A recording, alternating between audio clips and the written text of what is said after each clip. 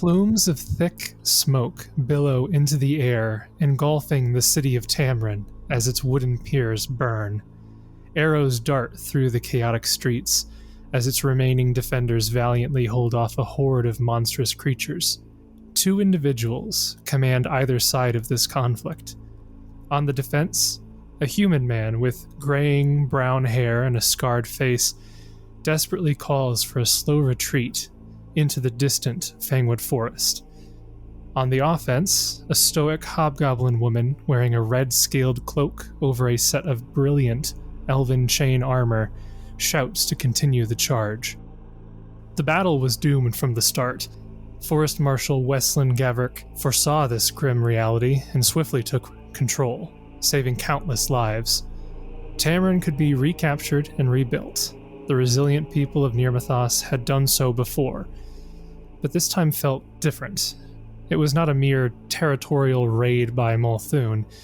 This horde came without warning, driven by a thirst for destruction.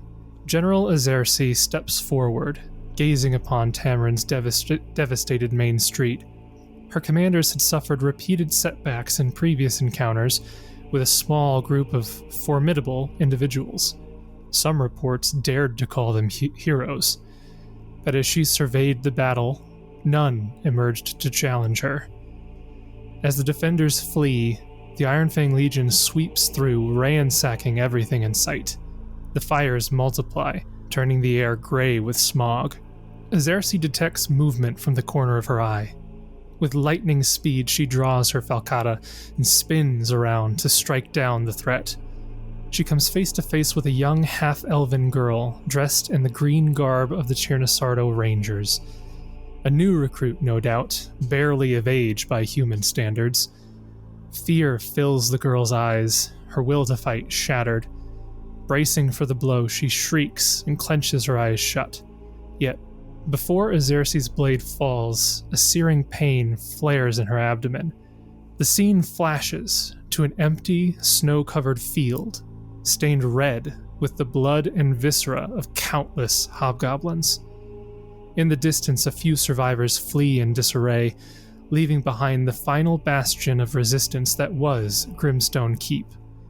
A cavalry of Eagle Knights charges the routing hobgoblins, slaughtering them without mercy. Amidst the carnage, the feeble moans of the barely living ring louder than the thundering of hooves. A young hobgoblin girl, barely of age by human standards, rises from the pile of her fallen kin. Her eyes well up with tears of anger, shame, and frustration. This wasn't how things were meant to be. This battle would surely mark the end of the Goblin Blood Wars, an end tainted with defeat and humiliation.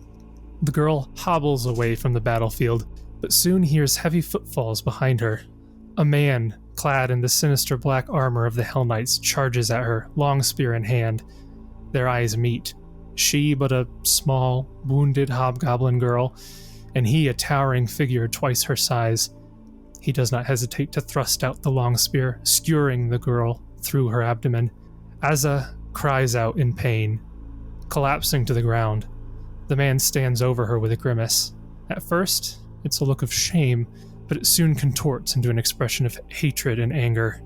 He spits on what would soon be the girl's corpse as he wrenches free his long spear and carries on to find other survivors. The young girl named Azza died that day. In her place, the veteran of war, Azersi, willed herself to live. This would not be the end, not for her, not for her kin. Hours, perhaps days, passed by in a blur of delirium and pain. But her eyes opened. No longer those of a defeated girl, but those of a wounded and vengeful beast. Azersi rises from a pool of blood, consumed by agony. She whispers a promise to herself, a vow that propels her away from the blood-soaked fields of Iskar and into the Minador Mountains. She would one day carve out a land for her kin, and any others that had been treated as they were. The scene flashes back to Tamrin, to the battle-worn Azersi and the young ranger girl. Azersi's falcata hangs frozen mid-swing. The girl cautiously peeks up at her executioner, her anticipated death absent. As Ersi places a hand over her aching abdomen, with a snarl, she sheathes her weapon and turns away. She marches back to her onyx tower, leaving the ranger girl bewildered, until she seizes the opportunity and dashes towards the safety of the Fangwood forest. And with that, I welcome everyone back to Book 6 of Ironfang Invasion, the beginning of the end, as it were. How's everybody doing? Excited? Excited. Scared. Yeah. Terrified. Looking I don't want to do Book this. 6? Can we just win and be heroes and not have to do all the in-between stuff? Because that would be real nice.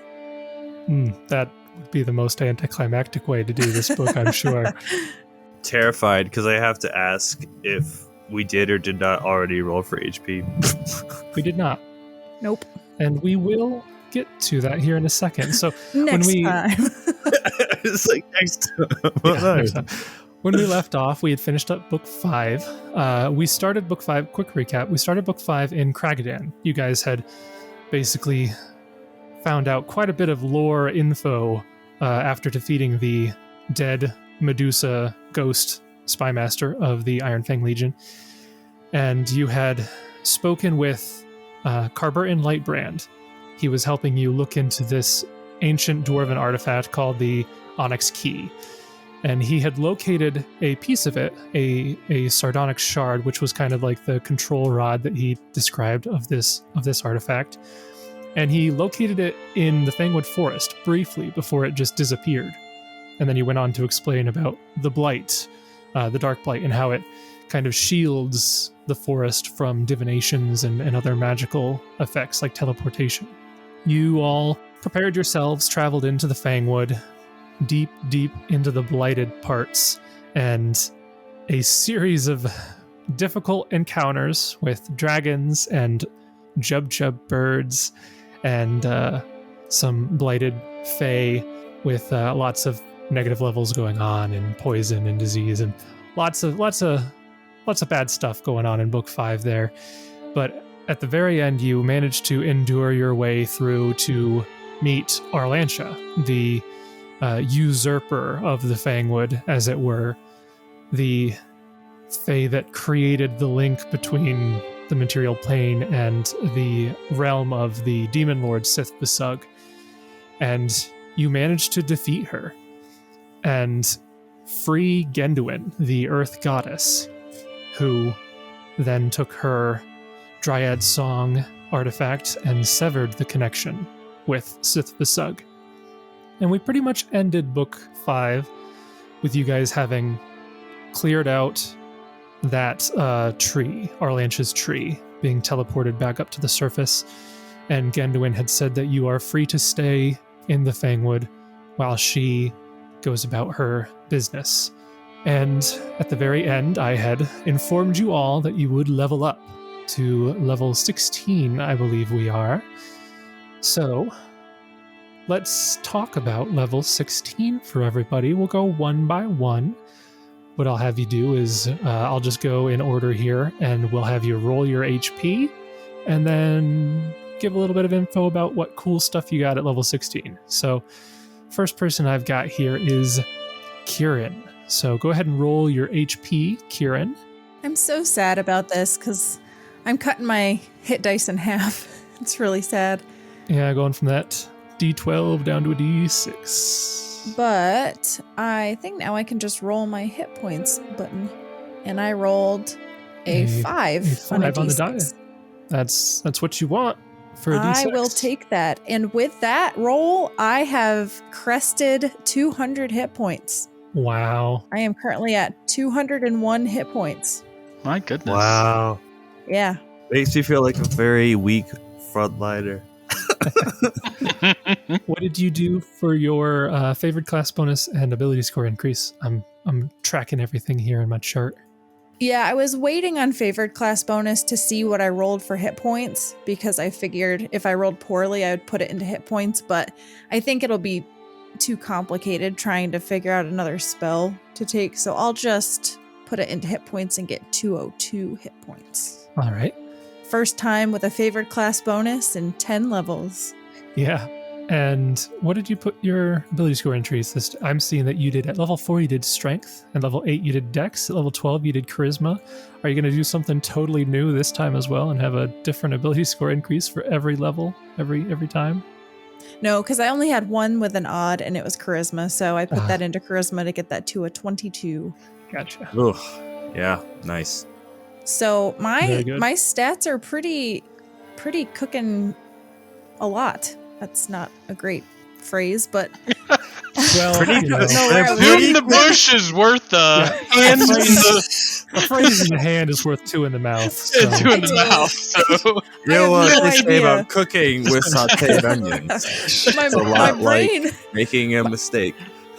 my brain said, "Say this, Sarah," and my mouth said, "Don't tell me what to do," and it just did what it wanted. So, yeah. So my ability scores are pretty cool. So this includes a lot of things. So I got ability score increases with Dragon Disciple. I got with my items and ability increases over the levels. I have a 22 strength, a 16 dex, a 20 con, a 12 intelligence, a 10 wisdom, and a 22 charisma. you have a 22 charisma. Those are Yeah. some nutty scores. Jessup used to be our face, but I'm thinking Kieran might take that role. I wouldn't do go you that get far, no. So many, such high stats. It's almost exclusively because of Dragon Disciple. Yeah, so I actually went through when I was leveling up and wrote out where my increases come from. So for charisma, I have a +4 headband, and I got +2 from ability increases over the levels. Nice. I somehow become so bad at late game Pathfinder to like forgetting to upgrade my belts and headbands beyond +2. Yeah. The con, I got +2 from Dragon Disciple. I have a belt of con, and then I read the Manual of Bodily Health, which gave me another +2. That was one of my downtime activities. I forgot about that. Yep. Yeah. Yeah. Okay. I realized though something I didn't know about Dragon Disciple. It's I understand why so many people think that you get ability boosts as class features. Yeah. That's pretty. Yeah. That's You also pretty. get like 4 strength, 2 con, 2 and you get a bunch of that. Yeah. Yeah. It's, I, for the first time, because I didn't want to spoil your character's progression, I didn't look at the prestige class ever. Because it's kind of fun to see it in See, game. the thing about Dragon Disciple is but I did just now for the first time, and that's nutty. Yeah. That's a lot. So it you get a boost in a lot of physical stats at the cost of your spellcasting levels, but so now I'm going back to sorcerer levels, so my spellcasting will now increase every level for the 2 remaining levels that we have. But yeah, so it has its pros and cons, but I am back to a D6 for my hit dice from a D12, which is the biggest hit I took from leaving the Dragon Disciple prestige class. So I didn't really get anything too crazy at this level, just going back to sorcerer, but I did get 3 new spells. I got to pick a level 4, a level 5, and a level 6. So I'll just go ahead and say what I took. I took for my level 4 spell, it's called Shocking Image, which basically it works just like Mirror Image, except that when someone uses a melee attack to destroy an image, they take 2d6 points of electricity damage for doing that. And I thought that fit his electricity theme. Yeah. So it says you must overcome a target's spell resistance the first time you deal this damage, which every creature in Ironfang has spell resistance, so it probably won't work that often, but I liked the flavor of it. It's worth a shot. I took Life Bubble as my level 5 spell, and I know that that's on the cleric spell list as well, but again, I thought it fit thematically because of, we've been in a lot of stinking clouds and cloud kills and things that Kieran gets stuck in, and you have to roll fortitude saves, so I thought, and it lasts 2 hours per level, and I can do as many creatures touched up to 1 per level, so I could do 15 creatures and split 30 hours between 15 creatures, but I don't think I'll need to do quite that much, but I figure it'll be nice to have. And then my level 6 spell, I talked about this with Jason, and I think we're going to have to change the way that it works, because the way the spell is worded is it's utter garbage, but I really like the spell, so I think Jason's going to work with me on it. Oh, what a benevolent DM. It's called Battle Mind Link. So it's basically like it says you fuse your thoughts with an ally's, allowing the two of you to fight in tandem, perfectly coordinated. You and your ally each roll initiative in combat and use the higher die result before adding modifiers. And then there's effects to it, which the way that the spell is worded is it just doesn't make any sense and it doesn't work. But I can't remember exactly what we decided on, Jason, or if we still haven't decided on like a house rule for it, but I liked the flavor of it, especially with Gideon, since both of them are trained soldiers and they've been fighting together for so long that now they're coordinating their efforts in almost like a, I don't know, like they can read each other's minds in battle and coordinate like tactics and attacks to work together. So I don't know. I just thought it looks cool. Yeah. We'll have to see how it goes. I have an idea on how I'd use it, but how I'd run it, but we'll get to that when it actually comes up here. So, all right, lots of cool stuff for Kieran. Now, next up, I see Justin. What cool stuff did Oran? Well, I guess roll Oran's hit dice, and then we'll go over what cool stuff Oran got. I will need help recalculating because I'm now a dwarf. What my HP should be. You should have just gotten your 2 con back, so it'll just add your level. Oh, okay. Yes, got it. Plus what you roll here, of course. Hopefully you roll well. That's not bad. It's decent. Yeah. 5 on the die there. So that will bring me up to... Brings up your average a little bit. I'll be at 192. Not bad. I did take for my favorite class bonus, I took the HP. Pretty consistently done that because I don't get a ton of skills anyway. You've always done HP. Yep. Well, because I only get 2 skill ranks per level, so it doesn't help me a whole heck of a lot. So for my ability score, I went with charisma. Yeah, and so that actually put me up to a new modifier. So it's now 16 overall score. So with my headband. Nice. So now my modifier is 3 instead of 2, so that gives me an extra channel each day, which is cool. And doesn't that mean you can exclude one additional creature from your selected Yes, channel? It does. Nice. Yeah, That's so huge. I can actually, I can do another one of those since that came up a couple of times. Yep. Other than that, I mean, there wasn't too much exciting for Oran at level 16. I got an additional level 8 spell and an additional level 7 spell. So that's cool, I guess. Yep. I get some extra spells for those two. And that was about it. All right, yeah. Clerics and wizards are the ones that they get a whole lot on odd levels and not as much on the even levels. Like nothing on even. Yep. All right, good stuff. Next up, we've got Josh and Gideon. Let's roll some HP. Can we continue the trend of decent rolls? Yes, I hope so. Always in that one to start. Oof. No. Oof. You reroll ones as a D8, so Yeah, so we're good. Always start with the low roll and then re-roll to something really high. 3. Okay. That is in fact 3 times as high. Well, we'll take what we get. I'm not gonna complain. HP is HP. It brings us to 136, which is fine. It's fine. That's plenty. It's a lot. And your ability score increase is... So the smartest thing would to put it into charisma or strength, but we're not going to make it to level 20, so I dumped it in dex. None of them would do anything though, because dex was the only one that was odd. All of my other ability scores were even. Brings it up to 16. With my armor, it's not going to do much, but if I ever throw a javelin, it'll help, I guess. Yeah. But unfortunately, because of the way I planned out the character, there wasn't anywhere that made a whole lot of sense to put it. They don't hand out too many +1 inherent bonuses, you know? I mean, it would also come into play if you threw a hedging weapon or something. Yeah, which might happen. So I went with that. Otherwise, the biggest thing for me at this level is access to level 6 spells, which is really super cool. Yep, and I got another level 4. So I went ahead and gave in to my inner desire for power always and chose divine power for my level 4 spell slot. Should be pretty cool. chose that over Blessings of Fervor, which narrowly lost, but still a good spell. I like that spell a lot.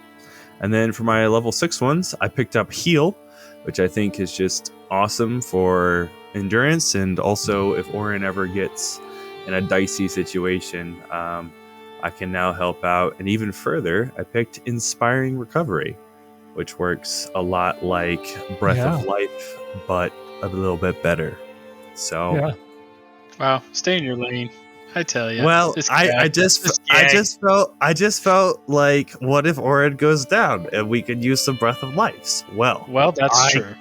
Can Inspiring Recovery you? So I only get one a day, but that's still pretty nice. And then lastly, I receive my 3rd boon finally from my deific obediences as part of my exalted class feature. I get the 3rd boon, which I'm not going to reveal. Except for a little bit of a hint. Your deeds and faith have earned you the Everbloom's blessing to give your life for a worthy cause and still fight on. And it lets me do something pretty cool that I'm looking forward to doing someday, but hopefully not having to do that. All right. We shall see. We shall see. Okay, yeah, so your average HP roll, by the way, is now equal to Jessup's, so we'll see if Brandon, if your roll right now can bump you to be above Gideon's average. Oh, of course it will. Ha! 4? 4. Nope. Darn it! Your average roll is now a 5.5, and Gideon's is a 5.6. So close. Not a bad roll, though, for a D8. So, what cool stuff does Jessup get this level? I know a little bit because I guess, what's your favorite class bonus and ability score increase going to be first? I did spell, but in hindsight, maybe I shouldn't have because my HP is at 119 and that is going to bother me, but I'm going to leave it. Okay. I mean, I'll let you swap it if you want. No, it's fine. But yeah, that kind of leads me into the ability score. So I did put that in con because I lost it changing to a drow, so I got +1 back, so now I'm at a 14, so I got some more HP. Nice. So I'm at a whopping 119. Nice. I didn't really get too much as a bard. It's pretty... Well, I don't want to say I didn't get too much. I did get level 6 spells. But you don't get that many more spells at level 16, which kind of stinks. So I picked, for level 6, Brilliant Inspiration and Artificer's Curse. And the only thing that was I thought was pretty neat was at level 16, bards get Jack of all trades. Well, they've had that prior to, but... at level 16, I can count every skill as a class skill. So any skill I have 1 rank in, I get the 3 bonus to it. So I got a few extra skill kind of quote-unquote ranks. Probably not going to do too much except for maybe to help with aiding or something. But yeah, it wasn't too fancy of a level. Yeah, I mean, it's a very cool ability, the Jack of all trades. The idea that you're good at everything. It's a very neat, very thematic for the bard, being the kind of the better skill monkey than the rogue in a lot of cases, sadly. But yeah, I mean, Kieran's been grabbing some of those other knowledges. Gideon's now got healing. He's got inspiring. So I'm not really sure what Jessup's here for, honestly. Well, it's good because now if I ever have to ask, do any of you have ranks in this? Or like, is this a class skill for you? Chances are Jessup could be like, yeah, it's a class skill for me. I put a rank in that. Just don't ask me to appraise or ride anywhere. That's all I can tell you. Yeah, well, if you're having to make ride checks, something has happened. Yeah. Something's gone weird. But yeah, and then I took my favorite class bonus for a spell. And actually went down a little bit, so I took another level 3 spell. I took Dispel Magic, because that flying shade thing in that boss fight was really pissing me off, and I don't have a Dispel, so now I do. Yeah, not bad. Very interesting. We shall see how these new level 16 characters fare in this this book of the AP. There's always a lot of cool stuff that happens when you level up, and hopefully we get to see it all in action. So, let's jump right back into where we left off here. A week has passed since you defeated Arlantia and freed the Earth Goddess Genduin. As I said, she used her powers to sever the connection between the material plane and the domain of Demon Lord Sith Vasug, and that ended the spread of the Dark Blight. However, she and her attendants had a lot of work ahead of them, because the remaining dark blight in the Fangwood was still there and still needed to be taken care of. So she has spent this past week exclusively pushing back the remaining blight from the Fangwood and freeing as many of her Fey courtiers from their madness as she can. You've been left to kind of do what you want in the now newly rebuilt Acresial Palace. It has been woven from various vines and leaves of the Fangwood, and it is made into a maybe not as resplendent as it once was many, many centuries ago, but it is still a very livable, very comfortable place to stay. And you have been attended to by a rather whimsical and energetic Atomy named Gossamer, who you've noticed over the course of this week has grown increasingly, what's the best word to use here? Her complaints have grown in number as the longer you've stayed. Is there anything in this week-long period in the Fangwood that you guys want to do? Anything that your characters need to wrap up before you leave the Fangwood? Or are you pretty set to get out of this awful place that you've been in for quite a while? Jessup probably... Well, I guess question. We still have an extra payment for a Groger bite for our rear end. Does that technically true. Does that work outside of the Fangwood? Or is it, like, as long as you have it, you're good? It would. Depending on how long you have it, it would start to stretch the realism of having this wound open for like multi-week periods of time, but technically yes, yeah. So I'm just Jessup won't, but just throwing it out there. But no, I think Jessup would at least go to talk to Wendell and Meryl about everything, but more probably Groger, and then I forget who's the one Lady of the Lake or whatever her name was. Marina. Yeah, I think Jessup would want to talk to her just because of the whole, she thought it was a lost cause, and yeah, we kind of surprised everyone, including ourselves. Wasn't she missing something, or did we take care of that? Did she? I thought she wanted like a necklace or something. Am I wrong? I don't believe so, no. She wasn't really missing anything. It's just she had been driven out of her original home, which was... So Nefexi took over her original home, and so Marina moved upstream to what had used to be Nefexi's spot. So they just kind of swapped. But she wasn't really missing anything. She just couldn't really leave her little waterfall there. Just so you know, Brandon, I did elect to get the Groger bite, so I've got that used up. Yep. So if you went back, Groger would have been, by the way, very ecstatic to see Jessup. Like you'd have walked in and he'd be like, first off, you'd walk in and you'd see that somehow Groger would be hanging from the limb of a tree with the whip that you gave him, just kind of swinging back and forth in the air, like holding on to one end of it as the other end's tied to a branch. He's just swinging back and forth. And as if you came in, he'd kind of say, Groger had been waiting for the return of a few interesting individuals, and to his great surprise and elation, one of them had clearly gone on a journey of metamorphosis. And he'd just be very happy to see that you, Jessup, had been affected by the reincarnation spell, as he is somewhat of an expert and obsessed individual when it comes to the changing of creatures. But yeah, you could get the bite from him, Gideon, no problem. And you could then leave him to continue swinging in the trees. And as for Wendell and Meryl, they'd be very happy about everything that had gone on. Things ended quite well for them. They managed to, with your help, free a number of their kin from the tree, from Arlanch's tree. And in fact, Genduin would have offered both of them a place in her court, which they accepted. So they're now members of Genduin's court, along with many other Fae that you are now around. Pretty much the only Fae around that are in their right minds are members of her court at this point. And they would be twice as energetic, twice as jumping around all over the place as they were before, because before you were talking to them and they were pretty hyper, but they were also kind of like depressed because of all the bad stuff that had happened. Now they're happy and still hyper, so it's almost difficult to carry on a conversation with them at this point. But as for Marina, what specifically I know, Gideon, you said that you were also interested in that. You just wanted to go and, let her know that like you did what you said you'd do, like there is hope indeed, or like what all are you trying to convey to her?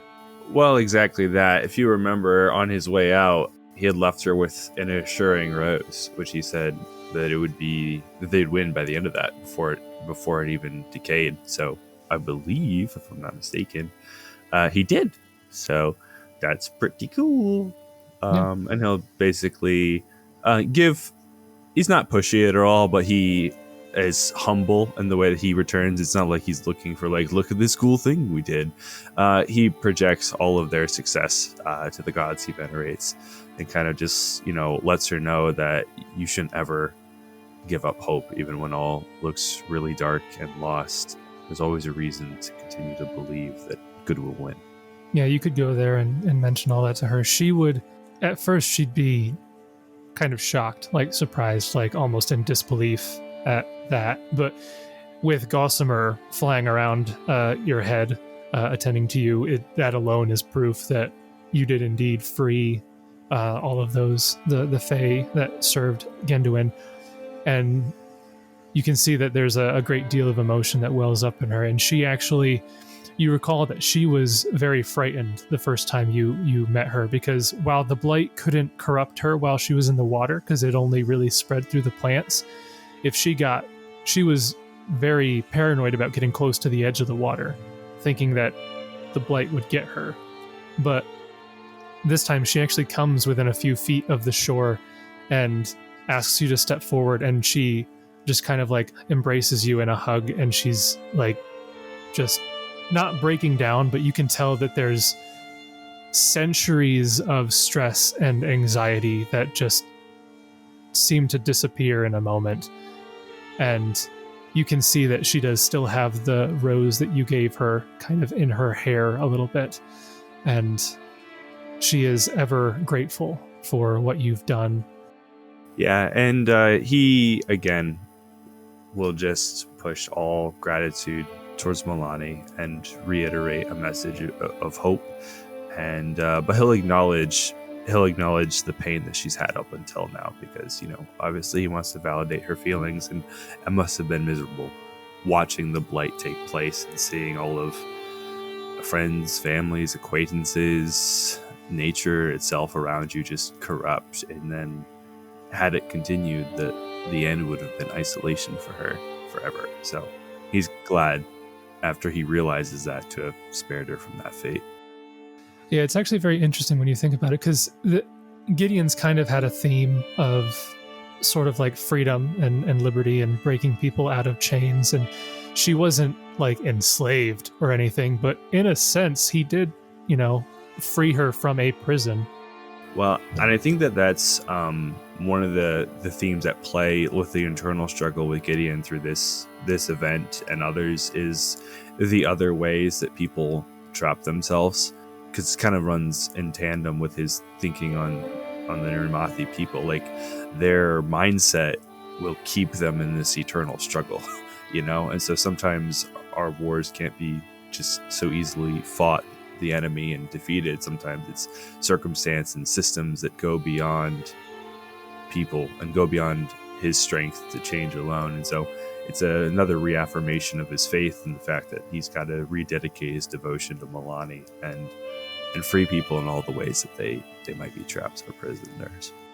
All right, yeah. So Jessup and Gideon are going around basically talking to all the people that you met up with throughout the book. Kieran and Oran, anything special with you guys? Are you just kind of like accompanying them, also kind of meeting up with everybody? Or was there anything particular that you wanted to do? I had to spend a certain amount of time reading that book. So I imagine that in addition to reading the Manual of Bodily Health, I think it was so many hours over the course of 7 days or something. Yeah. he's also like, while he's reading it, he's like doing CrossFit, because I imagine that it's like basically a workout book that shows you exercises. So he's like learning new exercises and beefing up his con that way. He's doing his morning calisthenics. It's probably also got tips in there for avoiding poisons, which is very important for him. So he's going to be A-okay against poisons from now on. Yeah, chapter 3 is about poisons, and it starts out saying, tip 1 to avoid poisons, don't get poisoned. And he's like, that's really good advice. That's great. That's excellent. The only thing Oran would do would probably be like diplomatic-y type stuff with the court. You know, maybe talking about having a dwarf delegation come from Kragadon in the near future. Yeah, and you would, Oran, you especially would see that the Fae are very receptive to you, given the history they've had with the dwarves. Like, they've been in like basically like suspended animation for like 700 years, but the last interactions they had with dwarves were all very positive. So they actually accept you and speak with you very readily, and you're able to make quite a lot of progress with them, and they're happy to accept a delegation whenever it comes. Perfect. All right. So after this week-long period of you guys kind of wrapping up all of your business in the Fangwood, and Gendwin working very hard to push back the blight, Gossamer eventually comes to you with great cheer and jubilation, and she exclaims that the blight's hold over the region, over the area that you're in at least, has finally broken. So teleportation magic is now very usable in and out of the Acresial Palace and its general vicinity. And you can tell that she says this so happily that it's hard to mistake the subtle implication of her being very happy to see you leave as soon as possible so she can get back to her actual work rather than attending to you. Like I said, you've noticed that over the week she's grown increasingly more complaints over not being able to like help doing anything, because she's been given the honor of attending to the heroes. But as Fae are wont to do, they get bored of things very quickly. So you can tell that she's excited at the prospect of you leaving, actually. Though she's not rude enough to come out and say that. Some of you have a high enough sense motive that you get the subtext. So with that said, what is your plan? You can teleport out of here whenever you please. There's a number of places you could go. You could go back to Kragadon and tell Carbert and Lightbrand about all that happened, or you could head back to Fort Trevale, which was the last place that you left, because you teleported to Fort Trevale and then went into the Fangwood, and those were the last people who saw you. You could also go to like Long Shadow or wherever, but what all is your plans? Did Gendwin have any extra information on the Sardonyx shard? So if you asked her about the Sardonyx shard, she knows nothing about it at all. The Sardonyx shard was brought to the Fangwood only recently. It had nothing to do with anything that occurred when she was around. So, like, it was put on her head like a jewel on a crown by Arlantia, who thought it was funny that this teleportation object was right next to somebody who was trapped and couldn't teleport away, type of a thing. But if you like pointed it out, she'd like take it off and like give it to you right away, because she's like, I don't know what this is. I don't care about this at all. I didn't know that because she was so old, if she knew anything about. No, she has spent she's never really left the Fangwood, and that object has been in the vaults of Kragadon for millennia. So she was around, sure, but she wouldn't have known about it. Yeah, it's unrelated to her. Okay. And just to clarify, she took back Dryad Song. Yeah, that is in her possession now. Yes, she would provide you a ring from it that you could use. What does it say? What does that do? What's the ring do when it's uncorrupted? A ring from the scepter may be gifted to another person. It can be worn as a bracelet or on a necklace, taking up the appropriate magic item slot. It gives a +3 resistance bonus to the wearer's saves. Once per day, it can be used to contact the wielder of Dryad Song by ascending. So basically you have a ring that she has gifted to you so that somebody can wear, either as a ring or as an amulet. Grants a +3 resistance bonus, and you can talk to her once per day. A +3 resistance bonus. Oh, Yeah. that doesn't stack with So your it's like a cloak of resistance, but it's a ring or an amulet. But otherwise, yeah, she took back Dryad's song because she kind of needs that for, Yeah, that makes sense. I think Kieran would advocate at some point making a trip to Kragadan that could be just like a day trip to Kragadan to kind of offload some of this stuff that we've accumulated in the bag. I can handle that offline with you, Jason. But yeah, other than that, I think especially hearing the news of how far the Legion has advanced into Malthun, Kieran is extremely antsy and doesn't exactly know where to go next, but just knows that things are really, really bad and there's really not any time to waste. I think Oran would want to go back to Kragadan as well to consult with Carburton. How long are we thinking we're going to go back to Kragadan and do stuff for, now that we can teleport? I don't think it was going to be real long, like a day or two, right? You guys are going to go to sell stuff, and I think Oran would go and talk to Carburton. And Would it be an inconvenience? And I guess this is more for Kieran, if he were to take Jessup back to Long Shadow. just drop him off. He's out of the adventure. He's done. He's out. Well, I figured if you guys are going to go do all your stuff in Kragadan and all of that, I mean, you could just flavor-wise take him back to Long Shadow. He'll probably just relay what's happening there, especially because he can let the Rangers know everything that's going on with the Blight, and then where the Legion's going, and then just kind of see how things are doing there. I'm wondering if maybe this is overkill, but should we take the people who are the refugees from Fort Travale? Because we moved everybody to Travale, right? Essentially, yes. But you do have to remember that was quite a ways back. Some of them were still there. Actually, I guess the majority of them were actually still there the last time you were at Fort Travale, which was, how many days ago was that, now that I think about it? So you left Fort Travale around day 144. Okay. And it is currently day 160. So that was 16 days ago, 2 weeks ago.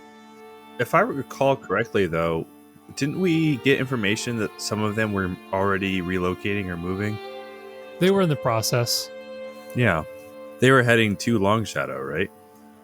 Some of them were, yeah. Some of them decided to stay behind because they and needed operate as people, rangers. Yeah, they needed people to rebuild and all that stuff. But some of those who couldn't really help out in that regard were looking to get moved when was convenient. Yeah, because I was thinking Kieran could help by teleporting people to Long Shadow to expedite the traveling. Basically, if we have a couple of days that we're preparing, I have 7 level 5 spell slots. So yes, Jessup, I could definitely take you to Long Shadow and then go to Kragadan.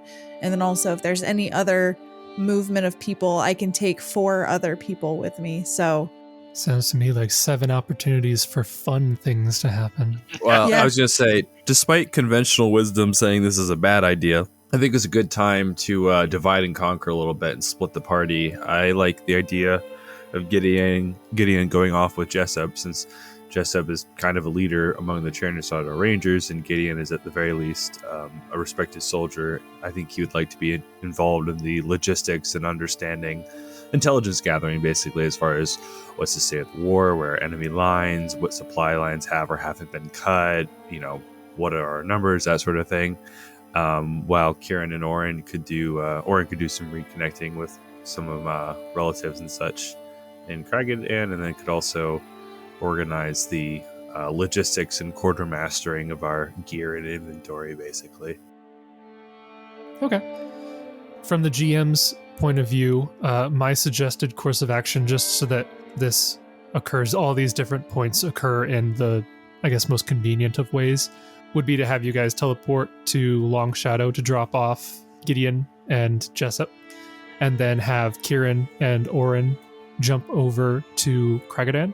As for Fort Travale, I'll get into why I'm not suggesting that you go there right away, but that would be my suggested course of action, if that's how you'd want to do it. So Kieran drops off Jessup and Gideon with brown paper bag lunches, says, have a good day at your field trip.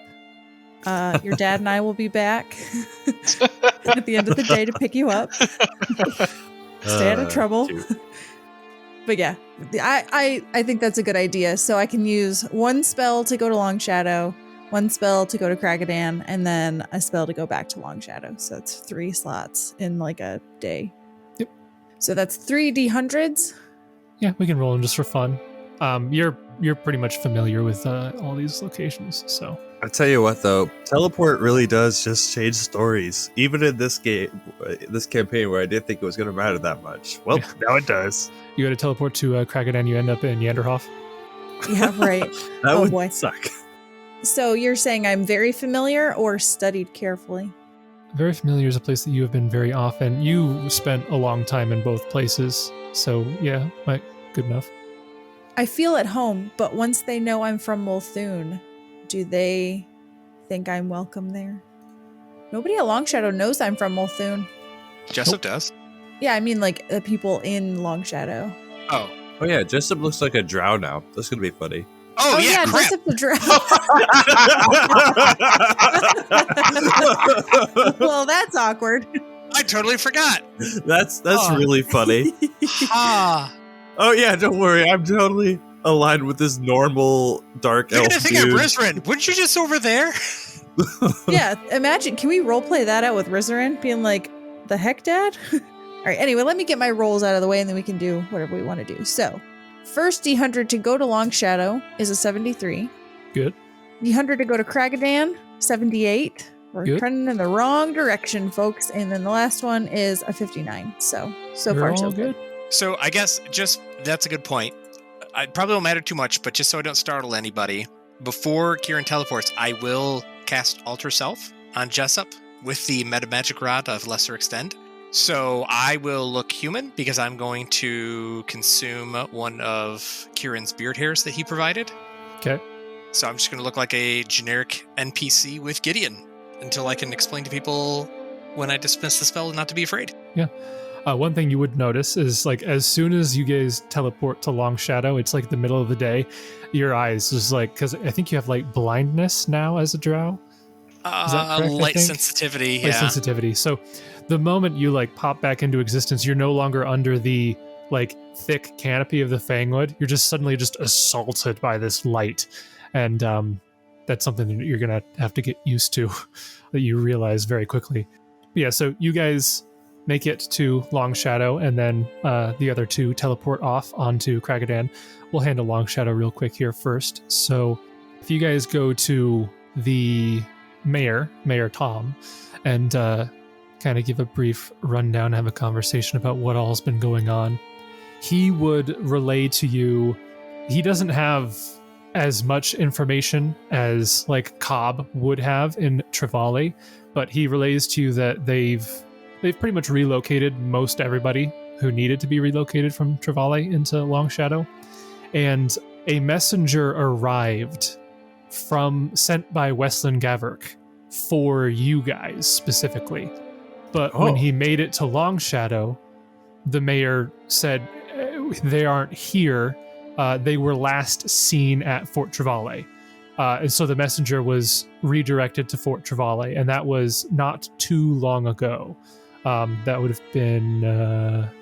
he would have made it to Long Shadow. It would have taken a couple days to get to Trevally. That might have been like a week ago that he got to Long Shadow. So the messenger probably made it to Trevally like a day or two ago. And he would just let you be aware of that there is a messenger waiting for you in Trevally, that you have some sort of message from the Forest Marshal himself. And that you'd probably be better off speaking to Cobb, because Fort Trevally has sort of been, it's the logistical headquarters now.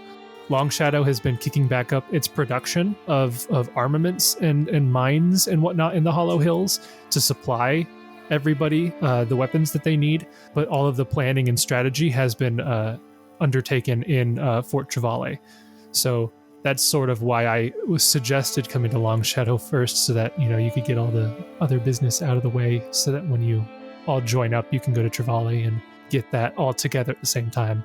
No, that's good pacing though too, because you can easily imagine the scenes in your head as they're attending to various tasks here at Long Shadow. I'm sure that at some point Gideon and Jessup have an aside where they're like, oh, we'll have to tell Kieran and Oran about that, and Muslim Garfic, wow, blah blah blah, that kind of stuff. It's just a nice pace, I think. Yeah, like when he tells you, the mayor's kind of like his eyebrows go up. He's like, I was very surprised when the messenger came. From the forest marshal himself, no less. I see that you are continually going up in the world, and there's a hint of respect there now that you guys have gone on from just local heroes of Long Shadow being recognized by the sort of leader of the country. And then I assume Jessup specifically probably would have wanted to look around for Rizarin. I have a son? Oh, yeah, that's right. Yeah, so he probably would. He would, explain to Mayor Tom about his bile tobacco with now, I guess, not bad looking like Rizarin, but maybe a surprise, but he's still the good same old Jessup. And then, I don't know, are all the Rangers at Trevale, or are there still some, I guess more specifically, Crap Wizard, Auburn? Is that the one? Auburn the Green? Yeah, Auburn, and then Cicero. I don't know if so they are or not. They're in Trevale. The only Rangers that are in Long Shadow are ones that have been used as like liaisons back and forth, or bodyguards for the refugees going back and forth. So like hardcore NPCs. Yeah, so all the important people are in Trevale, basically. So you would be able to find Rizarin, though, but the only other people there, like Mayor Tom and Rizarin, are pretty much the only people in Long Shadow that I think either of you would probably be interested in discussing anything with. Yeah, I guess I'm going to go see Rizarin and show him my cool new makeover. Yeah, so if you were to go over to Rizarin, you'd see that, one, he appears to be packing. And you recall that he had mentioned that the Pathfinders that had been in Long Shadow had spoken with him, and he was considering joining up with the Pathfinders and the Pathfinder Society, making his way to Tamrin, to the local lodge, which GM and player knowledge might not lead to anything, but the PCs don't know that. But you know that he was planning on doing that, and it looks like he's kind of getting around for it. He's been preparing the past week or so to make the trip over there to officially join the Pathfinder Society. And when you come in, obviously he doesn't recognize you at first because you're in a disguise, and he's all like, who are you? And then you drop your disguise and he's still like, the heck, who are you? That's so good. You can see that there's a lot of confusion when you're telling this, and he's not really sure how to react. He's like, is this a good thing? He's not sure, because he's less drow than you are now. Oh, that's technically true. Which is an odd thought to him, for sure. But he'd be accepting of it, because, I mean, like, it's not like he has any sort of prejudice against drow, obviously. But yeah, it definitely takes him a little bit to acclimate to this news. Sure. Well, I think, yeah, we don't have to go through RP or anything, but yeah, Jessup would probably just go through, explain, what had happened. I'm assuming he's probably, everybody's pretty much familiar with the Blight, right? So he would explain to him about the Blight and Genduin and everything, and then how he kind of came to be, that he basically had died but received a boon from a slightly corrupted caterpillar that just spoke in the third person. So, pretty cool stuff. Yeah, and you can see that he's continually, like, the confusion's not going away as you continue to explain things. And by the end of it, he just kind of, like, stands there for, like, a solid minute, and he kind of says, he's like, I don't know if, I've heard stories about the Pathfinders, but I wonder if my time there is going to be half as interesting as your life has been. Well, I'm sure if you go with them, you will learn of things and maybe have some experiences of your own. Did I tell you the story also about I met the Tooth Fairy? I don't think you told me that one. No. Yes. So, there we were, melded inside of a giant tree. And then he will go on and explain the story. Yeah. So, yeah, you tell your stories to Rizarin, and he listens, and you get the sense that your relationship is continually on the up and up. It's improving, and he's opening up to you bit by bit, and it's a nice reunion, all in all. And meanwhile, as you guys are discussing all of this to the various people in Long Shadow, getting caught up on some things and learning about the message that you are that is waiting for you in Trevally. Over in Kragadan, Oran and Kieran, you teleport in, and Kieran, you can go about and buy and sell whatever, as I think the stat block for Long Shadow is still in one of the books, in book 4 maybe. Long Shadow for Kragadan, sorry. So like the base value, the purchase limit, all that stuff's in there. So yeah, and basically I guess I would take orders for anybody else in the party. We can handle this in the downtime. Yeah. If there's anything that you guys wanted to get from Kragadan, he can try to get it while he's there and sell the stuff that we have. And then while he's off doing his shopping spree, Oran, you're going to talk to Carberton. Are you just kind of giving a debrief of all the stuff that happened, or?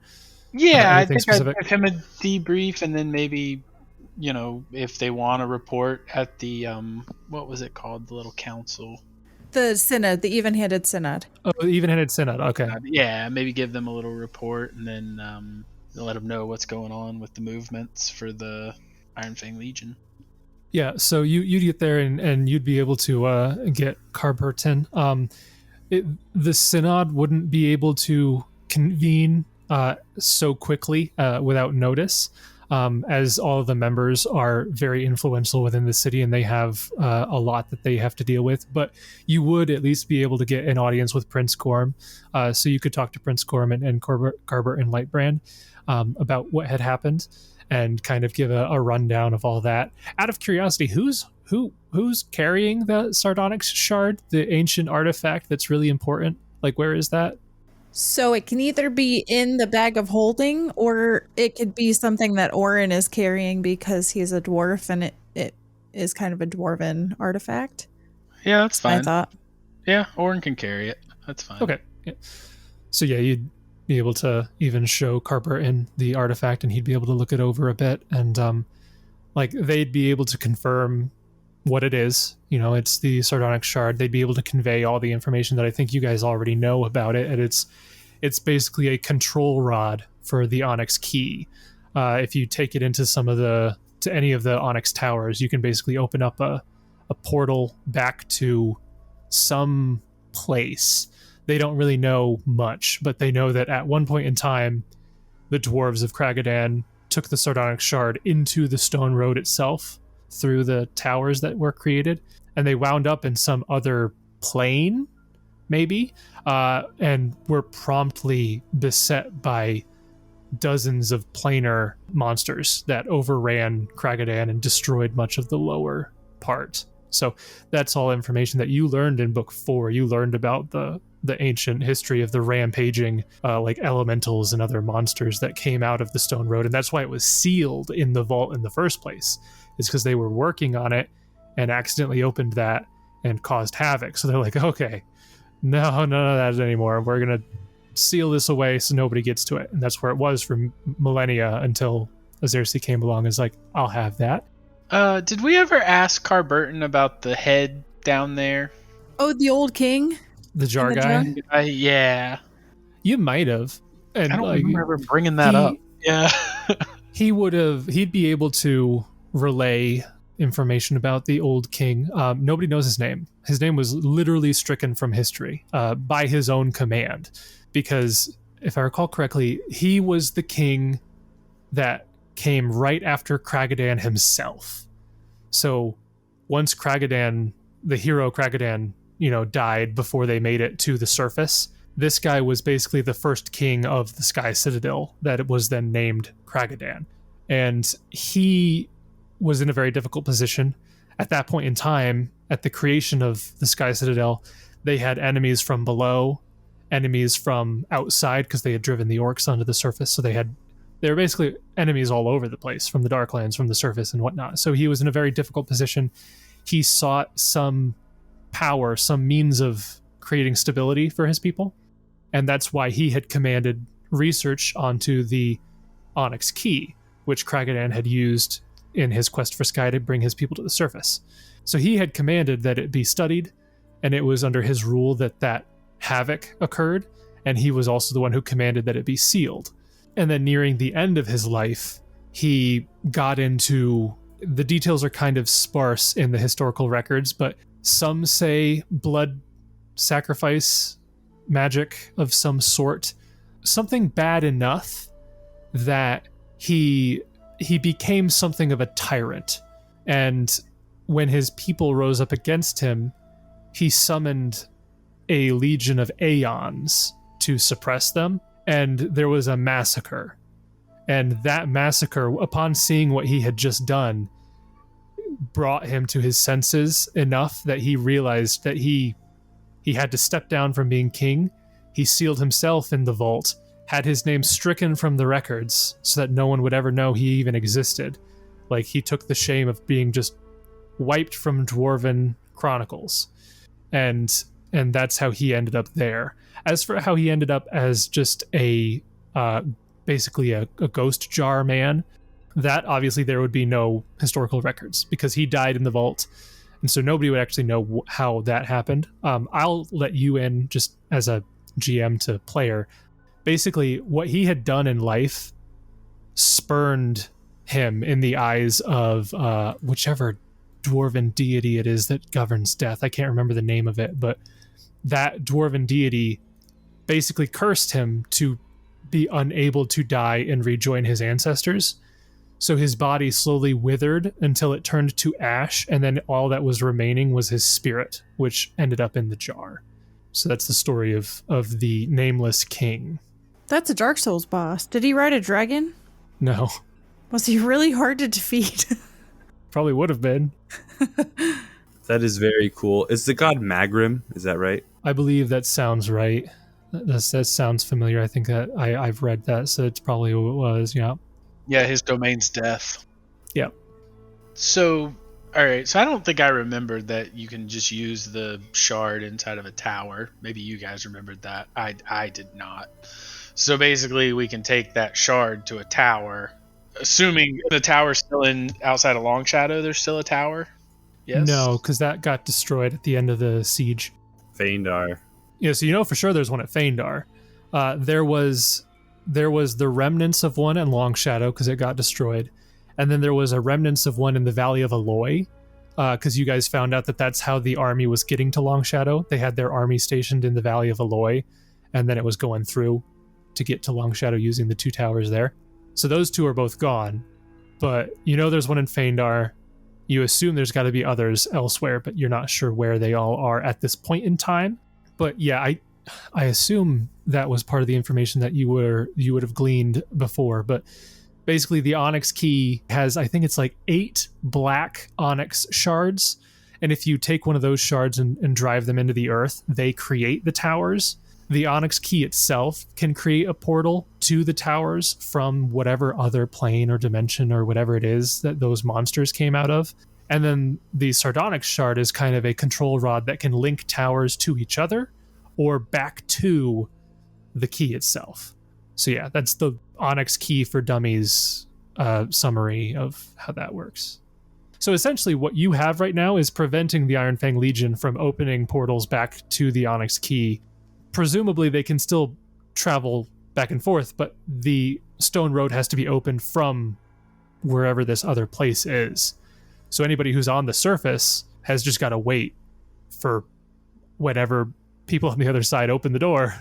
So you are immediately aware that you are disrupting their forces quite heavily by possessing this item. So that's going to be us then. We're going to be those people that come knocking through the door, I bet. Maybe. Right? Like, that's got to be it, right? Like, we've got to now take the fight to them. Maybe. You don't know. Maybe the Forest Marshal's message says, hey, we have peace. We're all good. You don't know. I am skeptical on that. doubt It's it. He's like, while possible. you guys were out in the forest, I actually pulled some strings, and we're good now. Xerxes is actually going to be my my second in command. Oh, I thought you were going to say my wife. We got No. married. Nope. Maybe. Who knows? It's one of those political marriages. Yeah. That's yep. So yeah, with all of that, you guys are able to get caught up with certain NPCs, and then maybe the next morning, Kieran and Oran might teleport to Long Shadow. The four of you can converse back with the information that you each got. Straight to Fangwood. And then you just skip Trevally. You screw the message, you go straight to Phaendar, and okay, let me bring that map up. No. And then I assume you guys teleport over to Trevally. Yeah, do you need a D100 for that? You can roll 2 of them if you'd like. 2 of them? Because to get to Long Shadow and then to get to... Oh, that Trevally. was the 58 or 59 I rolled before. Oh, did you? Because I rolled to get to Long Shadow, I rolled to get to Craggadin, Oh, and then I that's rolled right. to get Okay, back so yeah, to you Long can just Shadow. you can do one more there then. Yep. 7. 7. Very good. So you guys are able to get to Fort Trevally without any problems. And you make your way up to the tower there that is where you fought Ibziriac, where Aiden died.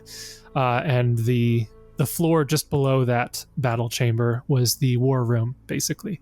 And you go to the war room and you can see that Cobb Greenleaf is there, along with several other influential figures amongst the rangers, like Sirio and Oran.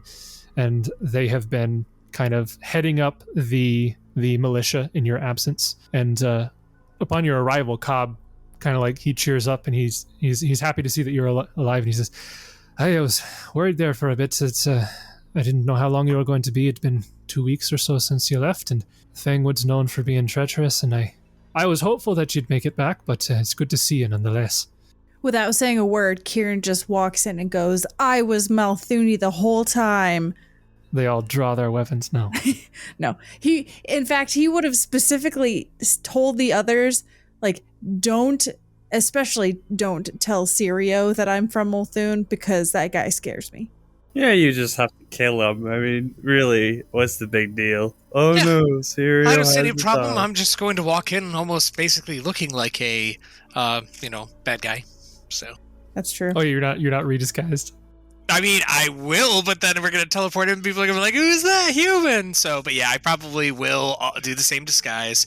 It's like a Pokemon. And then once we get Who's that what? human? It's like Pokemon. Who's that PC? Do-do-do. It's Jessup. It's that one, you've seen the meme there where it's like they always show different Pokemon. They're always like, it's Pikachu. It's like deformed to fit the shadow of it. Yeah.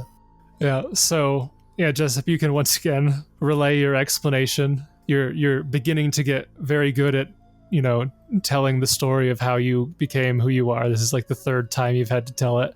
Oops, I should get an additional bonus to my oratory here. I get an additional fake +2 because reasons. Yeah, they believe you, Cool. I guess. But yeah, so you're able to kind of let them cue them in on that. And then Cobb would begin to kind of give a little bit of a detailed report on what happened in the 2 weeks that you were gone. He'd say basically, a day or two after you entered the Fangwood, the Legion sacked Tamron, burnt most of it to the ground. Our forest marshal's quick assessment of the situation greatly minimized casualties, thankfully. For a moment there, we feared that the tides were turning for the worse. I wasn't sure if we'd be able to hold out before you got back. But then, all of a sudden, a little over a week ago, perhaps, the Legion's advance just stopped dead in its tracks. They shifted they shifted into some sort of defensive withdrawal, even. I can't explain it. The scouts haven't reported any sort of big victory that Multhune had against the Legion, so halting the advance is odd, to say the least. It's like they're scared of something, but I mean, it's been a boon to us, really. They've focused their efforts south of the Meredith River, so all of us north have been kind of free to do as we please. It's given us quite a bit of breathing room. Our present situation is actually pretty good, to be honest. Our forces have been greatly bolstered by those who survived the attack on Tamron. At this point, we have all 3 of the ranger forts back up. They're not totally rebuilt, but they're functioning at least. As well as Mistholm, it's kind of turned into something of a 4th ranger fort, or at least it's got the makings of one, maybe in a few years down the line. But that's kind of our present situation. We're doing okay, but the lull in the advance has got me a little bit on edge, to be honest. It's strange indeed. We were told that there might have been a messenger here. Wesleyan Garlic actually had sent someone. Is that true? Oh, yes. Yes, that's very much true. The Forest Marshal sent a messenger. I guess he went to Long Shadow first, because they'd heard that you'd liberated the place, and then the mayor there, he redirected him back over here. He got here about 2 days ago or so, I think. I didn't speak with him myself, but I heard that he was here with a message, and he's been waiting for you. I suspect he's waiting for a reply. He didn't want to give the message to anybody. He said your eyes only, and he's just kind of been waiting since. So, I can have him called up here right away. Summon him if you would. Yeah, he'll usher one of the other rangers to go grab the messenger, and messenger shows up, and he's got a piece of paper there with the seal of Nirmathos on it, and he hands it to, I guess he would hand it to Jessup, because since Jessup is a member of the Rangers, and he wouldn't really say much. He would just say, "Message for Jessup and the heroes of Long Shadow from Forest Marshal Wesleyan Gavrick himself. I've been instructed to wait for a reply, and so you can read the letter at your leisure and just let me know when you are ready to send a missive back."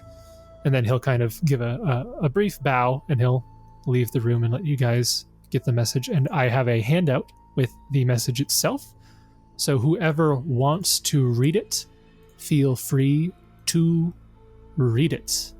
It's called Wesleyan Gavrick's Message, in case you didn't know what the message would be called. Before he leaves, I'll just thank him for his diligence, because obviously he's a few days behind us. Yep. He is, he just, again, bows and he says, "Thank you." And he's very short-spoken. Yeah, I guess Jessup will open up the letter and take a peek at it here. All right. Well, greetings to you, defenders of the West, conquerors of Khosrok, champions of the Trinisardo. My messengers and soldiers have had a great difficulty breaking through the Ironfang Legion's lines to reach you for comment or support. But now that the hobgoblins stir and reposition their forces, it is clear you have struck yet another blow against them. The people of Nirmathos are proud and brave, but also fractious and fiercely independent. They chafe under command and are surely as they would in any hobgoblin chains. They need more than an elected officer to unite them against the forward march of the Ironfang Legion. They need legends, and your legends are being told around soldiers' campfires these days. More practically, your forces have been at war with the Ironfang Legion longer than anyone else's, and you have won more victories against them than anyone else. I would like to meet with you, and if you indeed measure up to the legends, offer you command of a Nirmathos force until the Legion is turned back or destroyed. I have other allies aiding or offering aid as well. Is it the financer Santilia Savros and a representative of the Knights of Ozim, Dak Sontin, who will likewise aid the efforts, and should you convince them, name a time and place, and I'll arrange for a summit. So, Brandon doesn't know who the heck they are, but I'm sure Jessup may? So Jessup would be vaguely aware of Santilla Savros. You never had any dealings with her. She is... basically, she has provided aid to Nirmathos in the form of armaments and other supplies. She's, as it says, a financier. So she's just kind of been a liaison from Nirmathos to outside nations, and has been facilitating trade in that regard. Jessup, as a bard, would probably also be aware of the fact that she funds both sides. She's just a war profiteer, sort of. So she gave aid to Multhun, too. So it's not like she's exclusively an ally of Nirmathos, but you assume that the destruction of Nirmathos is not necessarily in her interests. You don't know anything else about her, but she's been a great aid to Nir Mythos in the trade that she's provided, but you know that it's not a one-way trade that she's been doing. You have no idea who this Knight of Ozum is. Gideon's eyes are wide, though. Yeah, any of you with like any amount of sense motive could probably notice that Gideon reacted to that name, but... Well, Jessup will turn to the others. So, shall we arrange a meeting? Of course. With post haste. I am glad to hear that the Knights of Ozum have finally rendered aid. Serdak is a fine member of the Knights of Ozum, a very high-ranking near officer, and I'd love to reunite with him, and this is a great boon for the people of Nir Mythos. The summit sounds nice. Gavrik seems quite wise. He notices the same things that I have since helping the Nirmathi. I wonder if legends will be enough, but he's thinking in the right direction. You can see that all the rangers in the room, when you make a comment like that, they all kind of... There's a subtle pride in their expressions, and Cobb just kind of nods, and he says, "Hey, he's a wise man. That's why he's been elected Forest Marshal so many years in a row." So, at this point, as the message says, Westland's basically giving you the opportunity to name a time, name a place. There's a couple of different places that you could suggest to hold a summit. Some that would not work. Kragadan. Kragadan is still deep within Ironfang Legion territory, technically. It is not feasible to have any attendees traverse the distance through that hostile territory to get to Kragadan. Fort Trevally would be a fine location. Long Shadow would be a fine location. Obviously, Tamrin is out of the picture because you have just learned as PCs that Tamrin's been sacked, so that's not really an option. Basically, one of the ranger forts, Trevally most likely, but any of the ranger forts, honestly, even Mistholm if you wanted to, or Long Shadow would be good options. There might be others that you can think of maybe, but those would be probably the first few that would come to mind. I want to take a quick look at the map. Long Shadow is my knee-jerk reaction. Well, that's quite far from Tamrin. Is there a ideal location, Jason, that's kind of in between where we are? So not all of the attendees are necessarily coming from Tamrin. So you know that, like, Westland Gavrik, if you ask about how what he's been doing since the sacking of Tamrin, the reason he's not in Fort Trevally is because he has been spearheading the guerrilla warfare at the edge of the Fangwood. So for a while there, he was preventing the Legion from getting in any further, but then they went on their defensive stance, and he's kind of been standing sentinel there, making sure that they don't try to, pull any funny tactics, have you let your guard down and then try to punch through and get to the deeper parts of the Chernasardo. So he would be on that side of Nir Mythos. The Knights of Ozum are obviously from the north. You don't know if, the message doesn't say if Serdak is with Westland or if they've just been in communication. So it's very possible that Serdak will be coming up from the north through the Hollow Hills downwards. And Satilla Savros is anyone's guess, honestly. She is an outsider to Nir Mythos. Chances are she will be coming in either through flight or teleportation, as she can't really travel up from the south or from Multhun, since those directions have Ironfang Legion territory. So she's either with Westland or will be coming in through her own means. I guess Jessup's vote probably would be Trevally then, especially if we're going to be, which I think we're all kind of assuming we're going to have to mount an offensive. And if all the Rangers are here, I don't know how much they'll be doing, but that's pretty much our fighting force that we have currently. Yeah, I think Trevally makes sense. I agree. I think it's the most logical place. Yeah, that or Long Shadow, but I feel that, I don't know, it's probably better here. Long Shadow was a thought in my head only because of navigating to Fort Chevalier may be difficult for certain parties because of the Fangwood. But if that's not an issue, I think Trevally is fine. It's definitely better than Under, Riston, or Mistholm, I think. I mean, if they're on the defensive, I guess Jessup's not too concerned with Long Shadow. Plus, we've already defended it once, so... And they're probably on high alert right now. Yep, you know that Long Shadow would be easier to get to, but since the Rangers are now in control of the Chernasardo again, they could easily guide people through basically their backwards, since they know where they're going. They could guide people to Fort Travale if need be. So either of them work. It's somewhat down to preference. Yeah, I kind of like it. Plus, I feel that the forest is a little probably calmer right now. Yeah, and you had said Travale is the central hub for logistics. So Cobb has assumed a larger leadership role than anyone in Long Shadow.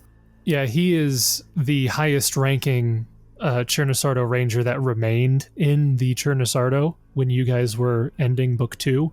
So like at this point he's probably outranked by some others who were in Tamrin and have joined up, but since he's been doing it already and he's been doing a pretty good job of it, those who were higher standing than himself acquiesced the position to him, and he's actually been promoted. So he's kind of the logistical strategist leading the Nirmathi defense, and Westlin is kind of the military head. Well, because the Chernasardo Rangers are kind of more fluid than that anyway. They really just recognize rank by aptitude and who assumes it. Yeah. So you guys are able to, write up a quick response saying, meet at Travale. What time period are you looking at? You know that you'd have to give a certain amount of time for people just to get there, but how quick would you like to urge people to get there? Or how much time would you like to give them to arrive? Post haste, I think it's important that we take advantage of this reposition and temporary lull in their advance. Yeah. So like a week? Is that too much? Yeah, whatever knowledge geography tells me is reasonable. You would think that a week is about as quick as you could expect it to be. You couldn't go much lower than a week and have it be reasonable, but people could get there in a week most likely. Well, let's set the date out for a week and encourage them to arrive as soon as possible.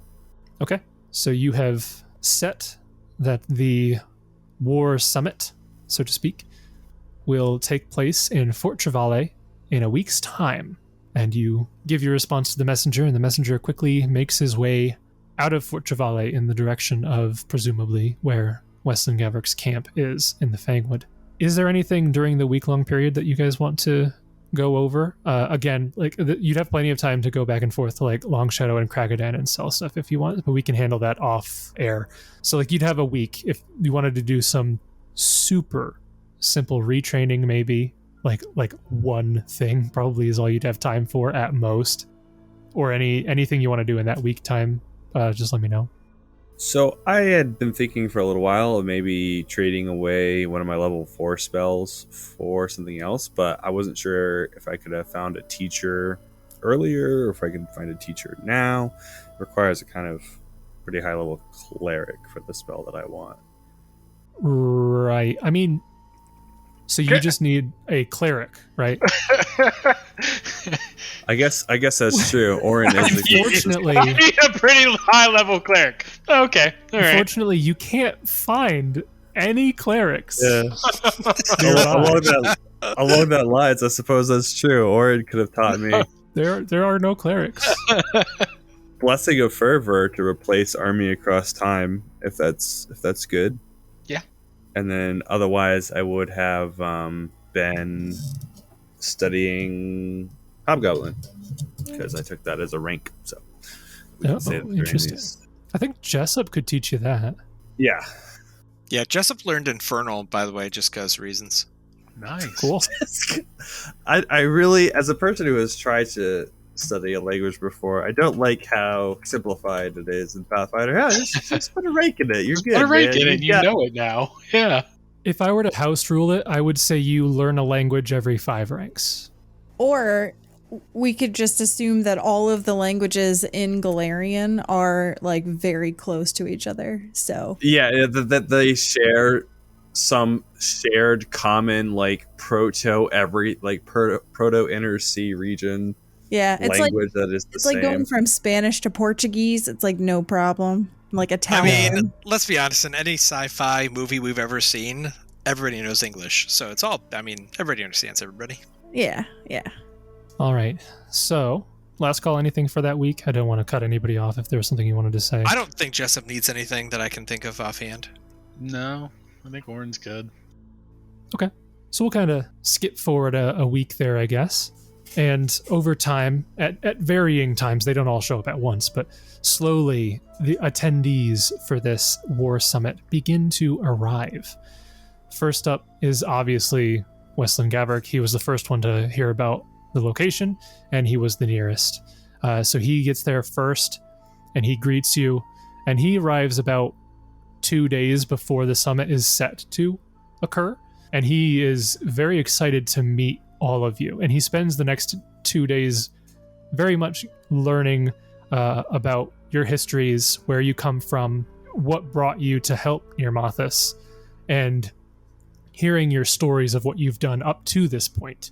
He's a very amicable individual, and you can tell that he is genuinely interested in who you people are, because he is considering basically handing over the entire nation's military might to you.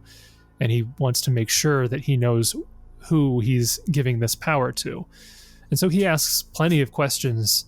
Like I said, where are you from? What brought you here? What's your stake in all of this? What all responses do you think each of your characters have to this? What do they reveal, basically? Oh boy. I mean, I think Oran would be pretty open about it. I mean, his is, it's on the surface, I think, Yep. maybe compared to some of the others, his is a little more, I don't want to say superficial, but it is a superficial, like, it's not a deep reason why. Circumstantial, perhaps. Yeah, there you go. That's a better term for it. Yep. Okay. Yep. He nods and he thanks you for the work that you have done for Nirmathas. And you get the sense that he kind of considers you a dwarf of Kragadan as maybe not necessarily kin, because you're not necessarily Nirmathi, but just like a step away. Like, right. He seems to hold you in decent regard. Gideon's always been the type to wear his heart on his sleeve, and so he doesn't really hold too much back. He'll talk about his conviction of faith and then learning the plight of Nirmathas from a very young age, and kind of always having wanted to help them in their struggle against Multhune. And when the Ironfang invasion started, that was just all the more prompting for him to leave home.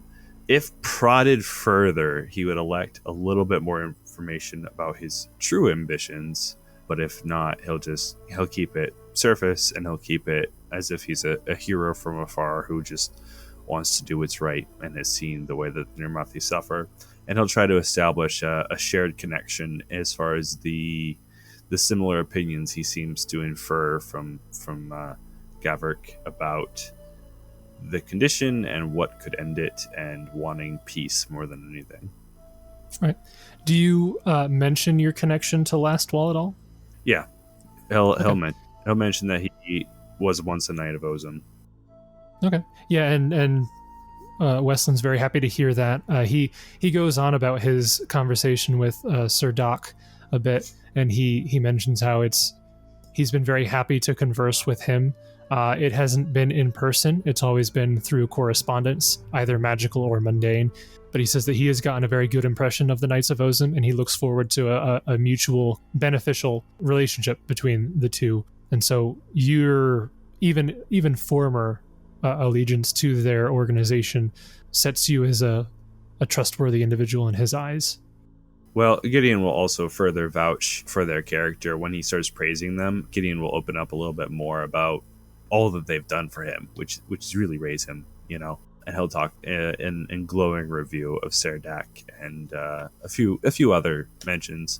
We'll get glowing reviews from him. And although his life path did not end with him being forever a knight, he still proudly wears some of their iconography, and he'll show that his armor is a bit piecemealed from his old uniform. And Westland he doesn't really begrudge you the fact that you're not currently a member of them. He actually very openly says that he is all for people choosing their own lead in life. Just because you're raised as part of a particular organization doesn't mean you're duty bound to follow them.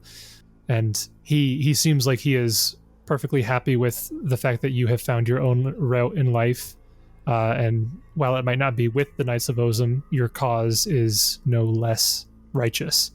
And he'll use that as a talking point too, and they'll probably go back and forth a little bit. But he'll just explain, like, yes, even a capital city like Vigil and Lastwall, with all of the order, they valued choice and freedom, and he never felt compelled towards a particular direction, always inspired to find his own path. And talks about how that kind of country can exist even where order is present. Okay, so we've got 2 good opinions so far. Come on, Malfoony. Yeah. Kieran's you don't have to not tell him everything. He's not going to say that. He's going to say he's going to keep it generic and start with kind of how Kieran came into the campaign and just say he was traveling through the Fangwood, found the refugees, and then kind of got swept up into things from there. As we move forward, we began to understand the scale of this invasion, and it was impressed upon him just how great of a magnitude this is in scale. So he, being the kind-hearted stranger that he is, joined in with them and just kind of went from there. So the again, benevolent, altruistic soul. just trying to, because he doesn't feel this is the time and place to be confessing things like that. So he's just gonna play it by ear and see how things go. So, yeah. So you can tell that as you relay all of this, Westland is immediately suspicious of you, just because you can tell that he's suspicious as well, because he responds to the opening of your story. He's like, "You were just traveling through the Fangwood. It's a very interesting place to be traveling. It's rather dangerous, and he's not necessarily like calling you out or anything, but you can tell that he finds it odd that you're claiming to be a traveler just going through the Fangwood, but he doesn't like I said, he doesn't call you out or anything. And as you continue to like relay, the things you've done and everything that's happened since then, you can tell that like he's accepting you. Like he feels like there's something missing just because it doesn't make a whole lot of sense to him that you're just showed up in the Fangwood out of nowhere, but your actions have certainly proven themselves. And he also thanks you for all that you've done. He says, especially, he's like, "You're a stranger to our nation, and you've done quite a lot for us. Even if you only were here by chance, you've done far more than a stranger needed to. So I thank you for that." And he does accept you, but you can tell that it's not necessarily as warm as he greeted Oran or Gideon. Yeah, and one thing that Kieran is trying extremely hard not to do is lie. So I guess you could say like lie of omission, yes, but he's trying not to say anything that's a direct lie in all of this, just because he knows the truth is going to come out and he doesn't want to get accused of lying. He's just trying to keep things as they are since he like came into Nirmathos. He's not giving anything from his past before then. Little do you know, he's a inquisitor and he has constant discern lies. No, just kidding. Well, it also positions Kieran in a good spot to be able to say at a future time, like it wasn't the time or place. Obviously, I'm not withholding, kind of situation. It helps him save grace in the future. Yeah. All right. And last but not least, likely the person who would be have the most camaraderie, Jessup. What's your story that you tell to Westland? Well, for me, it was also happenstance that I was born in Nirmathos, and I've been fighting for it for 52 years, and with my new found physical form, I say I will give it another 100. So you get a different sense from Westland than the others. So he started off slightly suspicious of Kieran, but overall accepting. You saw a bit of kinship between him and Oran, and just a friendly relationship between him and Gideon. But with you almost get a sense of genuine respect. Like, especially when you say that you've been like fighting for Nirmathos for 52 years, which is more than he's been alive. You can see that there's like deep respect in his eyes as he's acknowledging your service to the nation. And he expresses as much. He mentions out loud to you, he says, if we had more fighters like you, then I think Nirmathos would have fought off Multhune long ago. I thank you very much for your service and your willingness to continue to serve. We all must do our parts. I'm not the fighter of tales. I'm more of a support, as it were. These, and he turns to his comrades, they are the true fighters. My time in the Rangers was spent recruiting those who I thought could help bolster and strengthen Nirmathos. I didn't choose people on a whim. I had to meticulously learn about them. And my 3 friends here, I would gladly accept them into the Rangers if they so choose. He nods, and again, he kind of does a slight bow of respect to you, and he says, yes, well, your efforts in recruiting soldiers is, I suspect, over your many years of service, far eclipsed anything that I have done for our nation. So again, I thank you, and I look forward to working with you and these fine fighters at your side as we shrug off the advance of the Ironfang Legion and retake our land. And with that, the next 2 days, as I said, you're getting to know Westland and he's getting to know you. Shortly before the summit is set to arrive, guests start showing up, one right after the other, almost. Seems like most of them were not necessarily rushed, but they were in a bit of a hurry to get here on time, and they managed to show up just, some of them half a day before the summit, some of them a day before the summit, but within that time frame. And he begins to introduce you to each one. So I'm going to move us to the actual summit map, the actual room that we'll all be in, and then I will start putting tokens on the map as they appear, basically. So I think you guys are already on this map, so let me just reveal it here. It's going to be maybe a bit grandiose for Trevale, but... I was going to say, as far as the map is concerned, that's funny. No. It's a map that moves to anywhere. For the past week, Jessup has used that special mallet, and they have made this place immaculate. Oh my goodness. This was once Obzariak's lair, now it is This is awesome So- taste. this might look like it is taking place in Longshadow, but this is actually in Fort Trevale. This is just a generic map that I have. I was not given a map for the council room, but I wanted one, so I found one. And I think it's fitting enough for either location. So let me start plonking people down here onto the map. It does have the right impression, which I think is more important than reality sometimes. Yeah. So first up, let me show you the man that you have been conversing with, Westland Gavert. Why does he look like a vampire?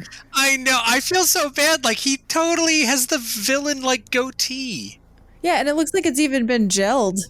He gelled it to a point. He does look very tired, yes, and you can see that his hair is graying. He's not old. There's maybe a little bit of premature graying. You know what? You know how presidents look a year into. Yeah. That's, Yeah. This is kind of what's happening to this guy, and he's been the forest marshal for a few years now. So, Dude, I have that, and I'm not even president. You can see the graying and the size of the hairs, though. Yeah. Really nice detail. So, the next to arrive is Santilla Savros, and I will show you what she looks like. Oh, she's She's old, too. an older lady, very well-to-do, very prim, very proper, very dressed up, and she comes almost like you'd expect a noble to arrive at a ball or something like that. She's very ostentatious in a way, and you can tell that she's got a very stern appearance. She gives greetings as she arrives, and Westland kind of explains her contributions to the war effort of Nirmathos, but she's not super friendly. She's not oh yes, hello everyone. She's just kind of curt nods to people, as greetings now and then and whatnot, but nothing too jovial, you could say. And shortly after she arrives, within an hour of her arrival, is the next individual, Sir Doc Sontine, the Knight of Ozum. So he arrives resplendent in his armor, and obviously Gideon. I was looking at the names. He was I was looking down at the names, and the first one I saw was Kieran. I was looking for Gideon. Kieran's a Knight of Ozum the whole time. He's been last Wallian. Is that what they call themselves? Yeah, so Gideon, you see Sir Doc, and he sees you, and he suddenly brightens, and he says, "I see a familiar face there." Quite and he strides so. over to you. Says, it has been some time. How have you been? Oh, well, we've seen better days, I'm sure you have heard, but personally, I'm well along my path, and it's been excellent to serve Milani, and excellent yet to be reunited with you. How are the Knights of Ozum? Oh, they are doing splendid. Splendid as they ever were. We have had our share of, dark times, as you say, but better days are to come. I'm sure that this summit will prove very beneficial both to Lastwall and to Nirmathos. Perhaps we can combine our forces and fight on both our sides. Well, as I was taught, every adversity is a chance to grow and improve our strength. Our camaraderie strengthens yet. And you've been taught well. It's good to see a friendly face. I look forward to these proceedings. As do I. I'm sure you will find the rest of my companions equally as, well, I'm proud to call them my friends. Well, with that sort of praise, I'm sure we'll get along just fine. And with that, he joins you at the table of the courtroom here. And for a moment, Westland almost gives the impression that it's like, oh yeah, we're all here, let's get things started. But two others actually arrive. One, you see that as this individual arrives, Westland, it's almost like he scolds himself. He's like a last minute addition that he just plain forgot because he's been so busy. The other individual is a surprise to everyone. Nobody was expecting this other individual, except that you guys have been acquainted to this person recently. This is Gossamer, the individual who was attending to you in the Fangwood just a week ago. Oh. Oh, my goodness. Those ears. Purple hair. Ears for days. Yes. So, as I said, she is an atomy, and you guys encountered a few atomies in Book 2 in Fort Riston. In the one tower, there were 4 atomies. Oh, is that the ones that we made? Oh, the tiny little fairies. Yeah, 4 atomies. They're diminutive-sized fae, very small creatures, and they were just kind of like going at each other, just like with rapiers, being like, haha, and then they challenged you to a duel and all that stuff. She is also an atomy, so she's very small. She's diminutive, very tiny. She's diminutive. She doesn't need to take up a whole chair. Can she just like sit on a book? Well, later on, once everybody gets settled, they actually bring like a wooden stump that you would use to cut wood, and they put it on the table, and she sits on the stump, so she's at like chest height with everybody else. Interesting.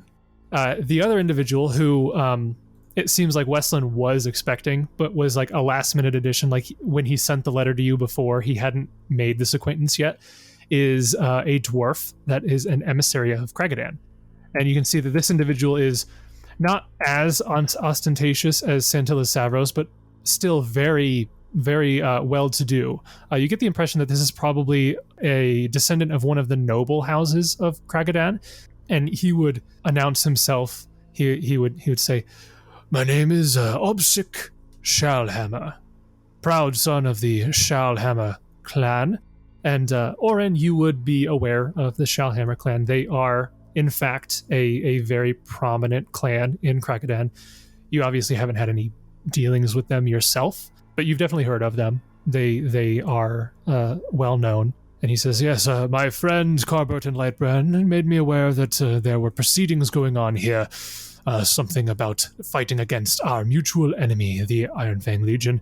While Kragadan could not spare a large force at this time, I am here as a representative that we might look to gather our forces in some way. Now that the siege has been lifted, to the thanks of the 4 of you, Morthune is no longer keeping us within our sky citadel. We should be able to offer our aid in due time. And he takes his seat next to Gossamer.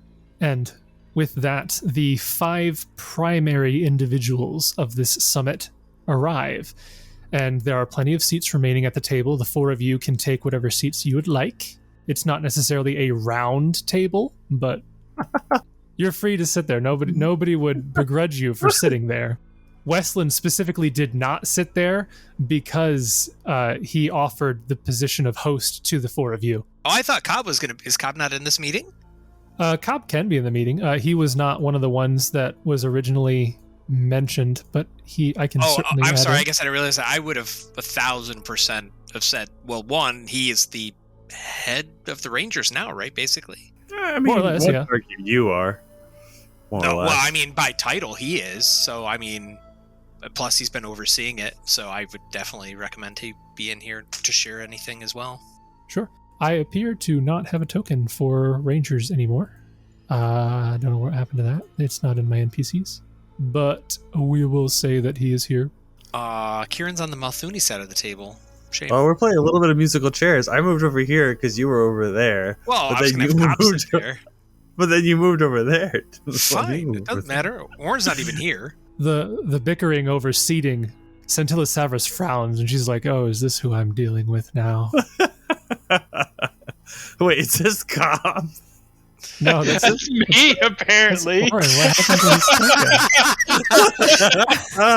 his token? Where'd your token go, Oran? I don't know. Is some Anon representative, apparently. That's awesome. I've ascended. It's gone. Your token's gone. Let me remake it here in a quick second. I don't know how that happened. That's funny. Dude, you look like a men's bathroom sign. I now have a very unnerving presence. What a cutting insult. Oh, that's probably what happened is we're not using that token anymore is because you're not, you know. Oh, I'm not a halfling anymore, so. Right. So, we begin the War Summit. So, a little bit of rules on how this is going to work. The War Summit is going to go on for a couple days.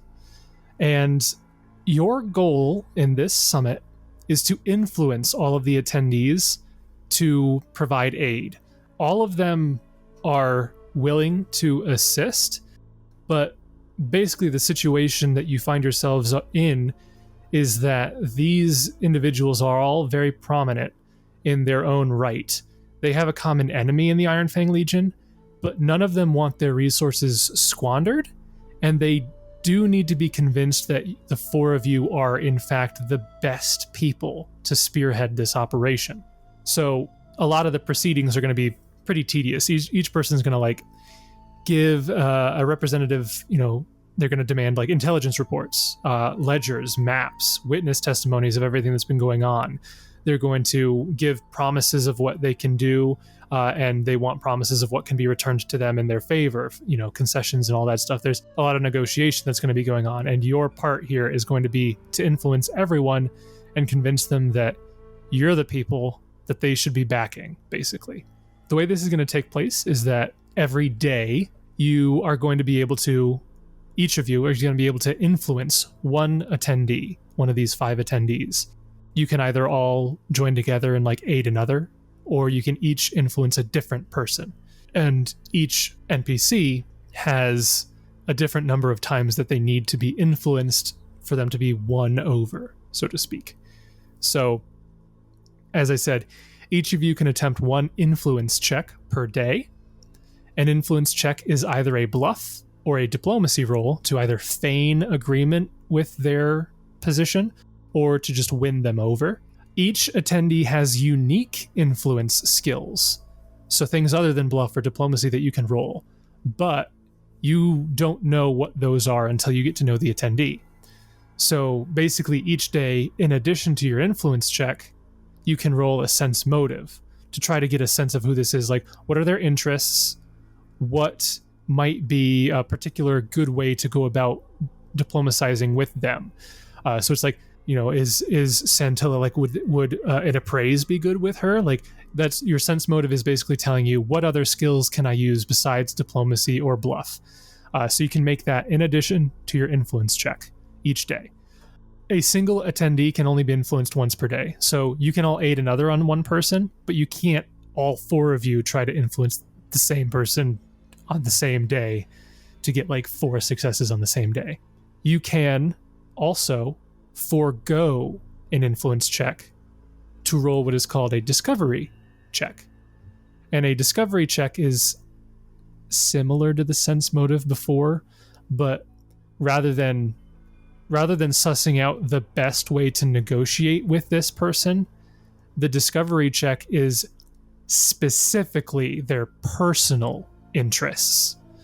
And if you succeed on your discovery check against the individual, you get a +4 bonus on all future influence checks against them. But that is in place of your influence. So you can either do an influence every day, or you can do a discovery to figure out and then do influence later with a bonus. And your sense motive can be whenever. That's not a mutually exclusive one. So basically you can make 2 checks per day. One's to figure out what kind of influence skills you can do, and the other one is either to, figure out their interests and get a bonus, or to just actually influence them. Is the discovery check always a sense motive, or is there room for to argue another skill that got you that check or anything like that? The discovery check is a specific check to each individual. It's kind of vaguely written on whether or not you need to do a sense motive to figure out what the discovery check is. I'm not gonna bother that. I'm just gonna be like, if you choose to do a discovery, I will tell you your options and you can roll them. And if you succeed, I'll give you the text for that interest. And as soon as you know that, you will basically, as long as you incorporate those interests into your negotiation, you get a +4 bonus on your influence checks. And that's the long and short of it. So your discovery checks vary depending on the attendee, but I'll just tell you what those are and you can attempt to roll them if you have them. Next question. 2 of these people we've helped, and one of these people, Gideon, has got a past history or relationship with. Is there any consideration for starting attitudes, or do they all just kind of run through their own gaming system that's a little different and removed from that? Each attendee has their own stat block that I have here in the book. They're like not stat blocks with like attack bonuses and whatnot, but stat blocks with their personality, their goal, their interests, the benefits that they could potentially provide, the number of successes you need, what influence checks are available, and so on, and the DCs. So all of that has been pre-statted into this. I don't think I'm going to modify the DCs just because I changed things around and had you be familiar with people that you wouldn't necessarily be familiar with. We can assume that everybody's on either indifferent or friendly status, but the DCs here are less to be friendly with people and more to just convince them that you are responsible enough to make good use of the vast resources that they might be able to provide. Anything else? I think we're good. Are we allowed to talk amongst each other before we decide on what we're going to do for the day? Yeah, so the proceedings are, they encompass the entire day. These are long proceedings. You'd have plenty of opportunity for the 4 of you to go off in like a huddle, like a team meeting in the corner of the room and kind of talk about things. Feel free to discuss things basically at any time. And I'll just be running through this day by day, basically. So it'll be like day 1, day 2, day 3. And I'll kind of describe any unique encounters that occur on each day, and then give an opportunity for you guys to decide, who do you want to influence, in what order, and that sort of thing. So it'll be kind of loose how we go about it. I imagine this will be less backstabby than other scenarios that could run a similar system, but surely, during summits like this, you could pull 1 or 2 people aside for late night, private chats about, secret deals and conspiratorial things and stuff like that. It's a fun idea. And then how many days do we have, Jason? You don't know. There's no set date. It's not like, the proceedings will be 3 days. The sense that you get is it probably won't be any more than a week at most. So 4 to 6 days, something like that. That's not a week. Yeah, I said at most it would be a week. So most likely it'd be like somewhere between 4 to 6 days. But it depends on how the proceedings go. Nobody knows how long these proceedings are going to require.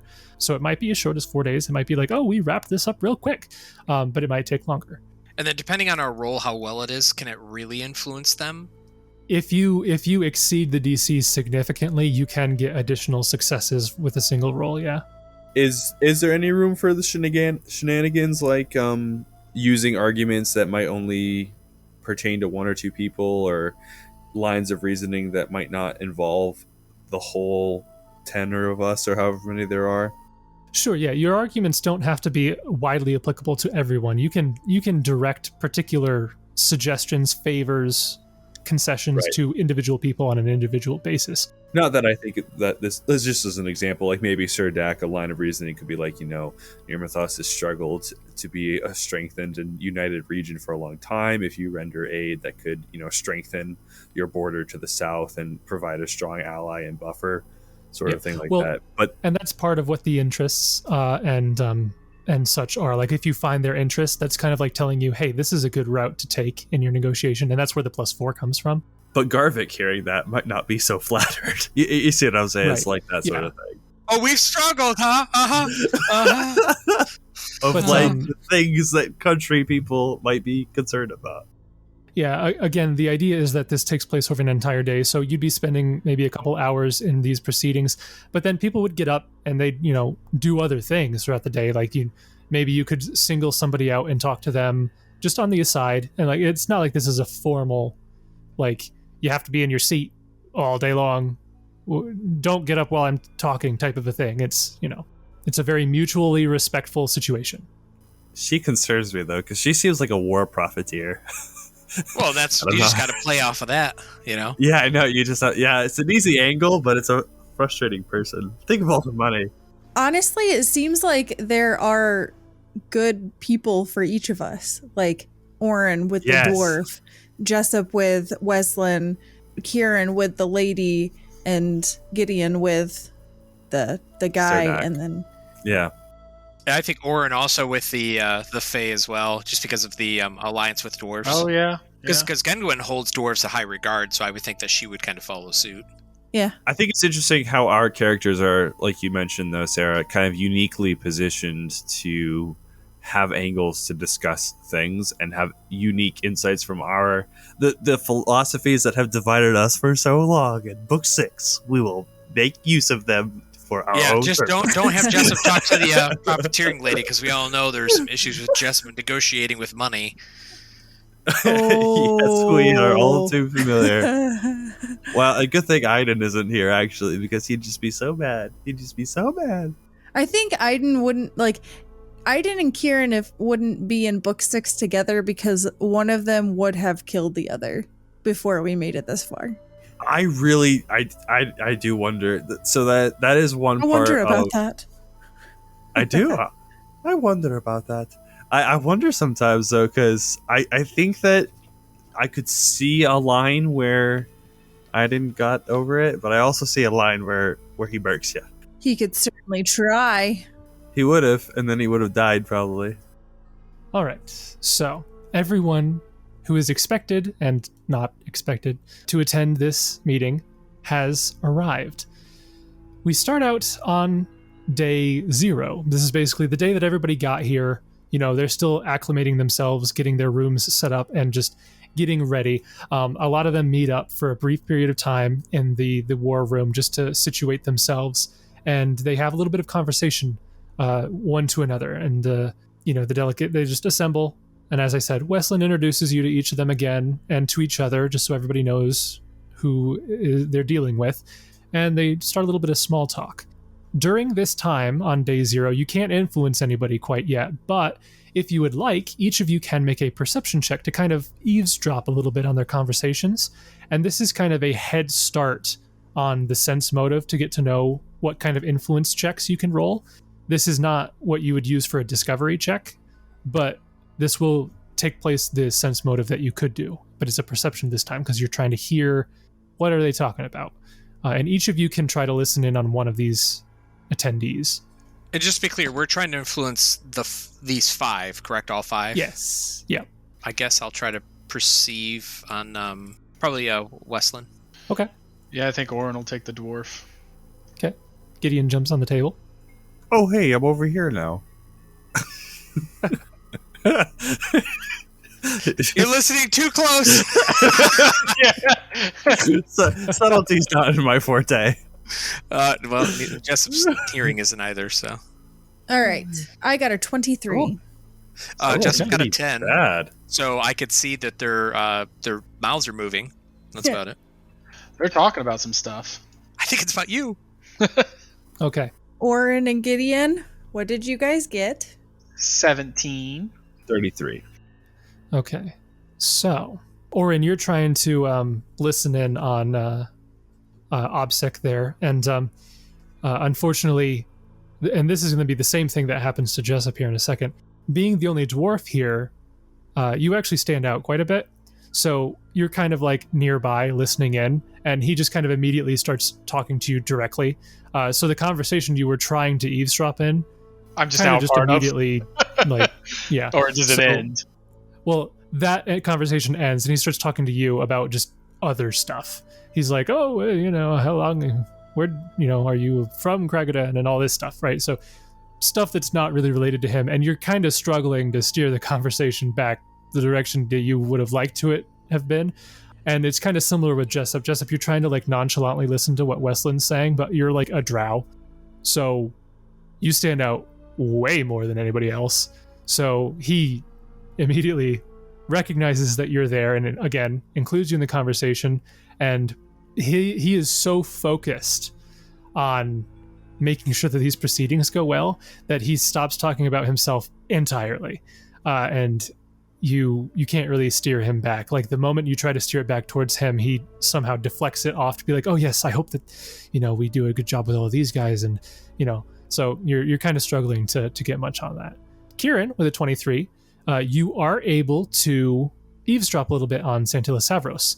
And funnily enough, you're eavesdropping on the same conversation that Gideon is eavesdropping in, because she is conversing with Sir Doc. They're having a disagreement of sorts. You can tell that they have differing philosophies on life. Sir Doc, I guess we'll do Santilla Savros first. You learn that her background is an arms merchant. She's also a devout adherent to the prophecies of Kalistrad, and she amassed her fortune by selling to both sides of the Multhune Nirmathos conflict. She comes across as a little bit arrogant, but you get the sense that this might be just a bravado that she puts on to give herself an edge in negotiations. And her goal here is almost certainly to be profit. She probably doesn't have much else that she cares about here. She's got no stake in Nirmathos' safety necessarily, beyond its value as a steady client. And you get the sense that her interests, if you were to try to influence her, your best routes would be using a profession merchant or an appraise. And of course, you can still do the bluff and diplomacy, but profession merchant and appraise are both alternative options that you have. So those are your 4 options for an influence check. You learn that information. And on the flip side, the 33 Gideon has, you're listening to Sir Doc's side of this discussion, and you learn that, you already knew some of this, but like he is an honored member of the Knights of Ozum. He grew up, actually, you did not know this, he grew up in northern Nirmathos and has been on his, as long as he can, trying to persuade the higher-ups of the Knights of Ozum to assist their southern neighbors. He's got a bit of an overbearing personality. He kind of takes up the space around him, and he's the center of any discussion that is remotely close to his vicinity. And his goal, you get the sense, is just to help drive the Legion back out of Nirmathos, because he cares about the nation's people, but also because there's a deep-seated fear that if Nirmathos falls and becomes a goblinoid nation, Lastwall suddenly has a hobgoblin nation to the southern border, in addition to, the Orcs of Belkson to the other side.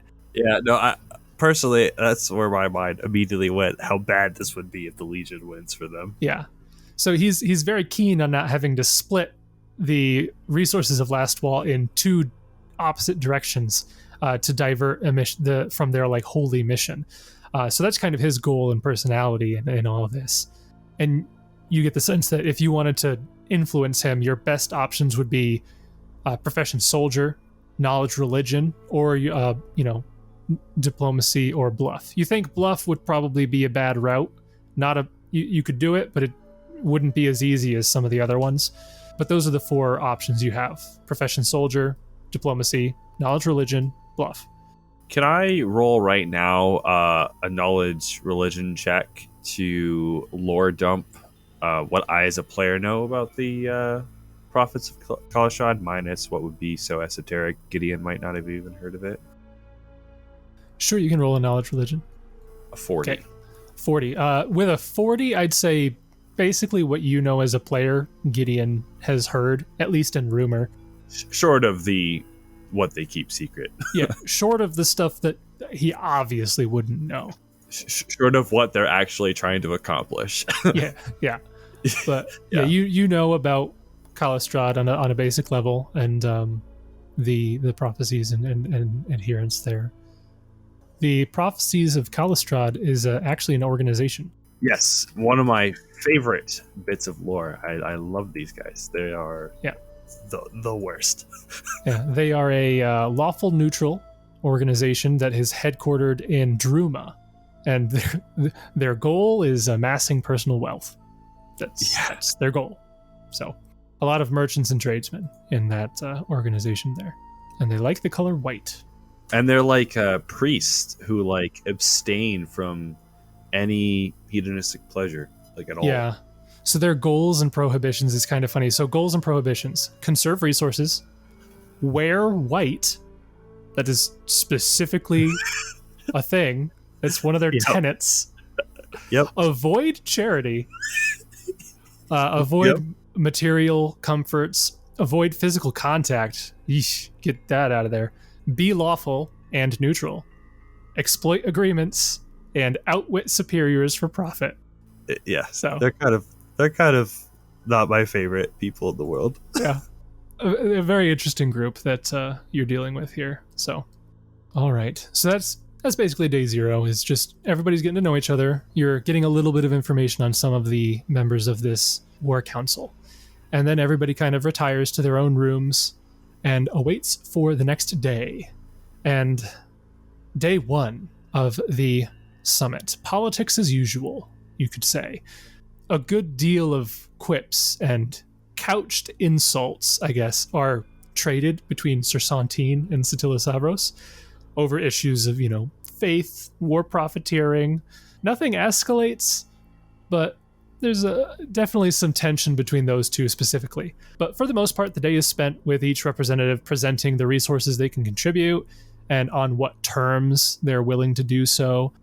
Nothing too crazy. So you each would have an opportunity to roll a sense motive on an individual of your choice, and then either attempt a discovery or an influence check. Again, influence checks are the things you're trying to amass to win them over. Discovery checks let you learn a bit more about them so that you get a bonus on future influence checks. So, whatever order you'd like to do that. So, sense motive, my 0. So, natural 1. 1. Who were you trying to sense motive? Probably the lady. I can't ever remember her name. Okay. So just so you know, the people that you successfully perceived their interests, their influence checks before, you don't have to do them again. You didn't succeed regardless, but you already know what influence checks you can use. So this sense motive is to learn the influence checks at your disposal beyond bluff and diplomacy. I was confused. Okay. So you'd be doing that with like Westlin or Obsic or Gossamer. So we could do a sense motive and then still try to influence them the same day, right? Yep. It's just a discovery takes up the influence for the day? Yep, it's either discovery or influence, but the sense motive's free. And discovery gives you +4 to all future checks against that person. So that's kind of important for the ones that we might struggle depending on what like alternative checks they have. Of course, can Jessup just perform oratory, everybody? Only if the skills that he can use perform oratory with are listed in the skills that can be used. I mean, diplomacy is one of them, so yes, he can. Diplomacy, sense motive, and intimidate, and I have bluff separate. So don't use it as intimidate. The book actually specifically says that. I mean, the only thing is, I thought it's just the way you argue. You could argue with the one lady there that I always forget her name too, that Kieran said, but not going the route of intimidate, but more or less just trying to the route of if Malthun takes, or not Malthun, I'm sorry, but if Ironfang Legion just takes over, who's she going to have left to trade with? I guess depending on how harshly you put, I mean, maybe they would, I guess. The Legion, yeah. If they wanted to establish a sovereign nation, she could profit off of the Legion just as easily. Yeah, I guess, I don't know. But one thing I'll say, the reason why you'd like to know these influence checks is that the DCs vary depending on the skill you use. So for instance, a bluff against Sir Doc is 15 harder than a profession soldier. Oh, wow. Bluffing him is way harder.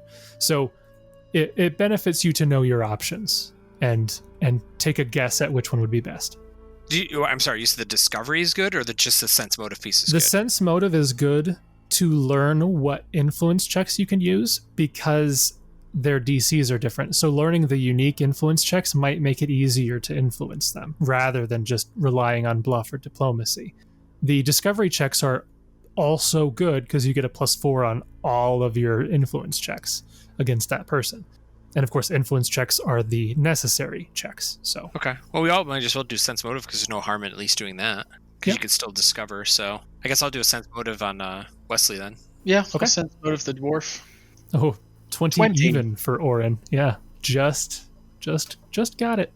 Nice. 35 on Jessup for Westland. That'll do it. I guess mechanically then I should go elsewhere. Yeah, you could talk to Gossamer.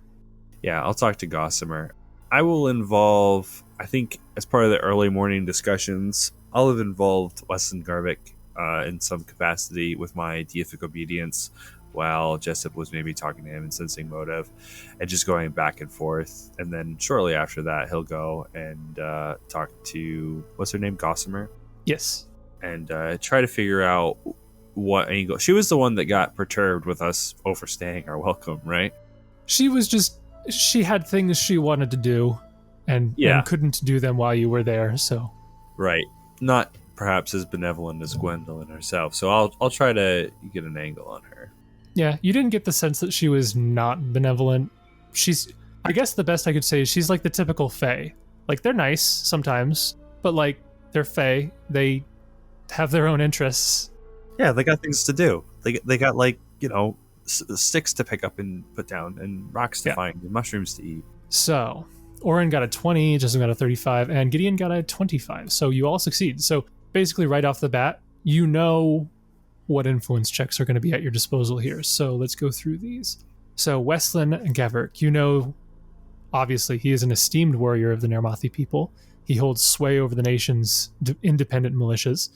He favors, the company of other woodland folk. So Jessup, you're right in line there.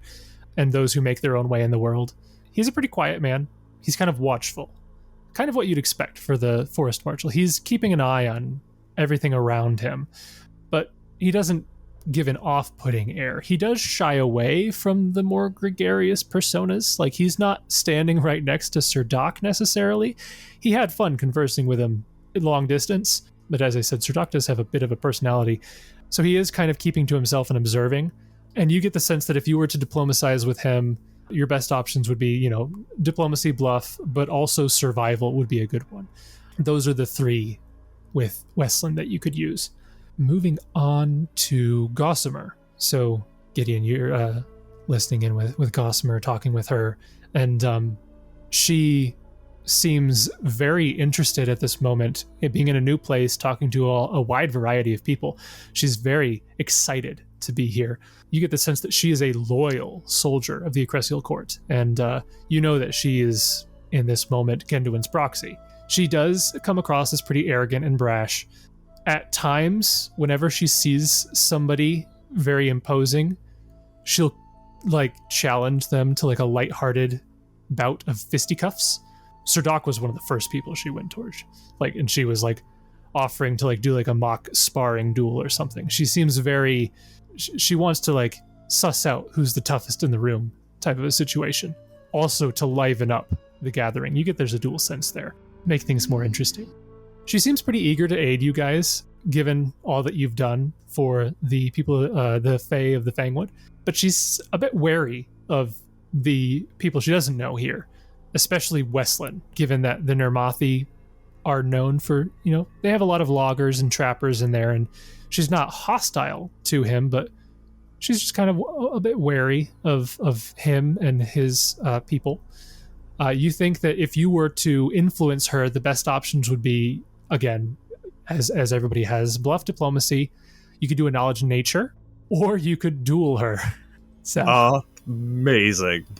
I could duel her, and that would convince her, or that would lighten her mood.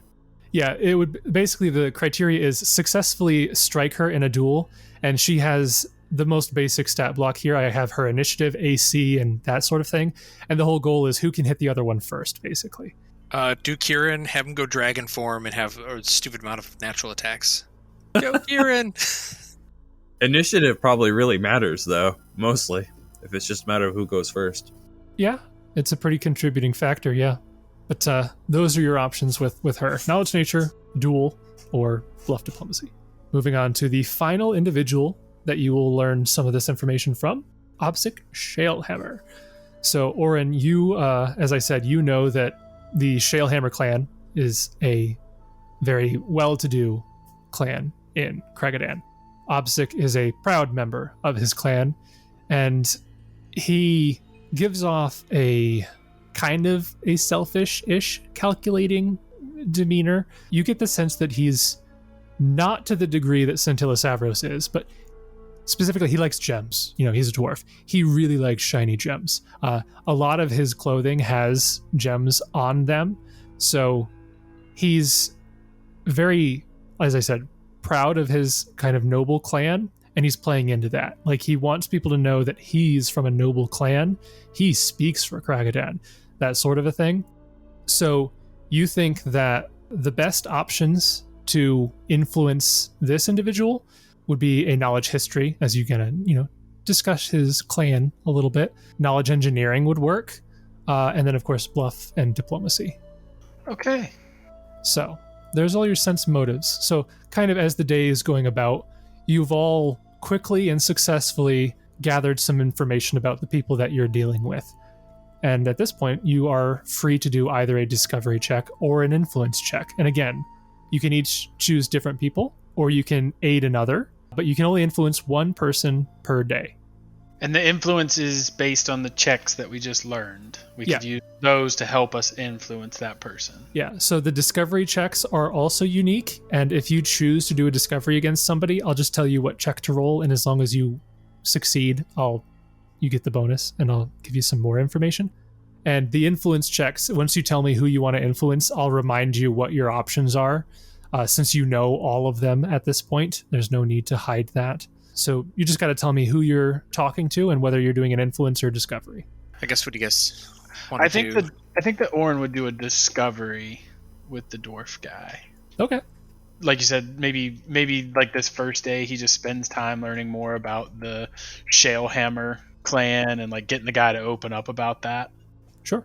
And then I guess follow-up question, if we do like for the Fae there, say we do one day, we want to do a knowledge nature and we want to try to boost it up the next day, can we do nature again, or do we have to do something else where it's like once you roll that one specific check? No, you can roll the same check multiple times. Yep. I think my choice is pretty easy. I'll have a religious back and forth with Cerdak under the guise of catching up what I have grown in the ways that I've expanded my veneration of multiple deities, but circle it back to a conversation of obligation and duty and Iomedes core tenets kind of thing. Okay. Is this an influence or discovery check? Oh, I see what you're saying. I'll do influence. I'll try it right off the bat. Okay, influence right off the bat. So again, your options with him are knowledge religion, profession soldier, bluff, diplomacy, and it sounds like you were leaning towards knowledge religion. Yep, we're going to attempt that as our first angle. I realized for way too long I did not have the +6 from skill focus added in there. Only a +3, so I went ahead and put that in. Yeah, if you have 10 or more ranks, you get the extra. The 3 becomes a 6. All right, so go ahead and roll your knowledge religion to influence, Sir Doc. Can you hold off on that so I can figure out what Kieran's going to do first? Sure. I will hold off. So we'll just slot that in for what Gideon's doing. Yep. Who's next? I mean, I can go. I'm going to do it with the lady, and I have a better bonus in diplomacy, but I like the flavor of appraise.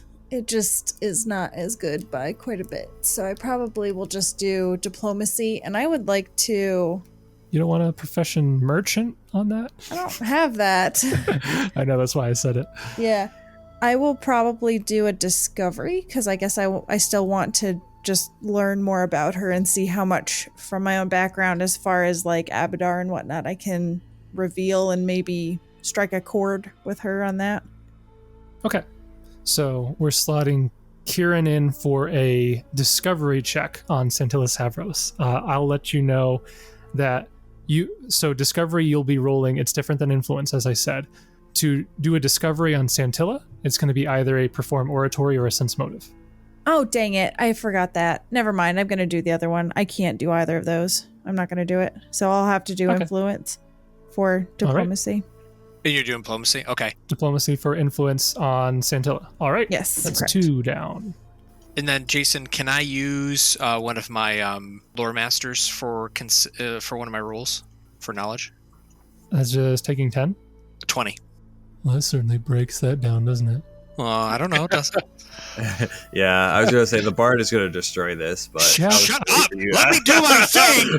This is my thing. I don't do combat. This is what I do. I didn't say it was bad. I was just waiting for Jason to realize that the bard could literally just take 20. It definitely feels like an exploit, but you are a bard, and that is what bards do. So yeah, I guess in a sense you auto pass. So whatever yeah, you want to do. I was thinking about doing the Fae, do the knowledge nature, yeah.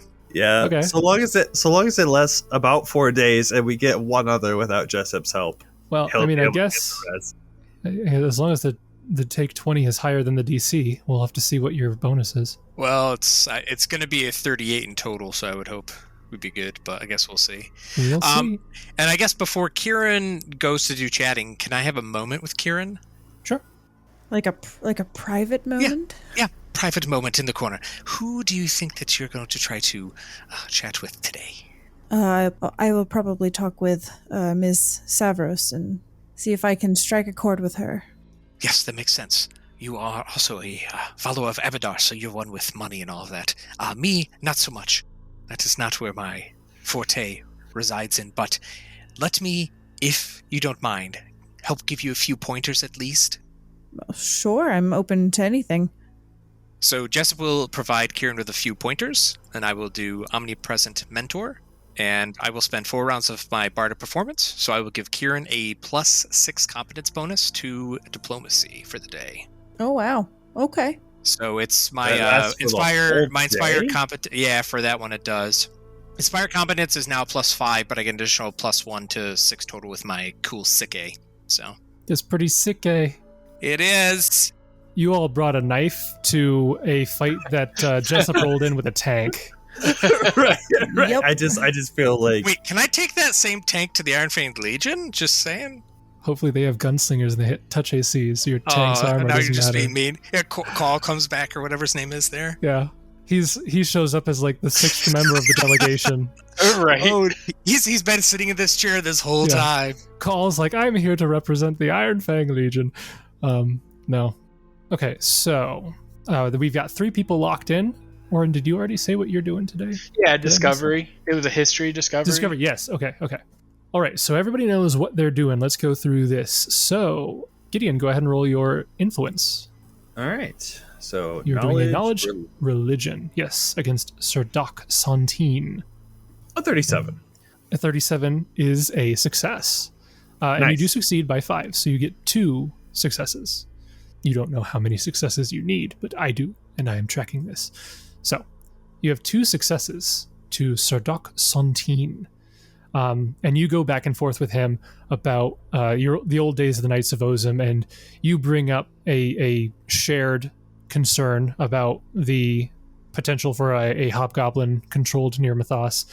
And he kind of is talking about how, I'd love to bring more of the Knights of Ozum down and like bring a real cavalry down here into near Mythos.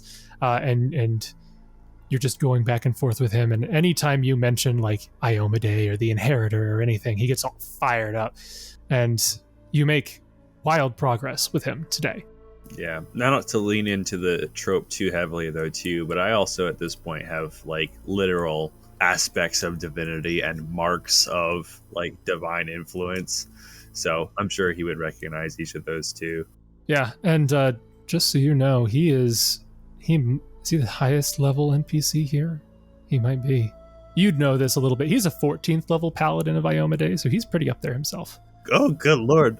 So both of us are kind of like just killing it, brother. Yeah. Venerating our sister gods. We're in it.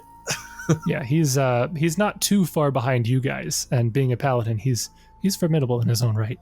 So yeah, you make plenty of progress with him. So moving on to, we'll go Kieran next. So Kieran, you were doing a diplomacy to influence Santilla Savros, and you've got a bonus thanks to your buddy Jessup.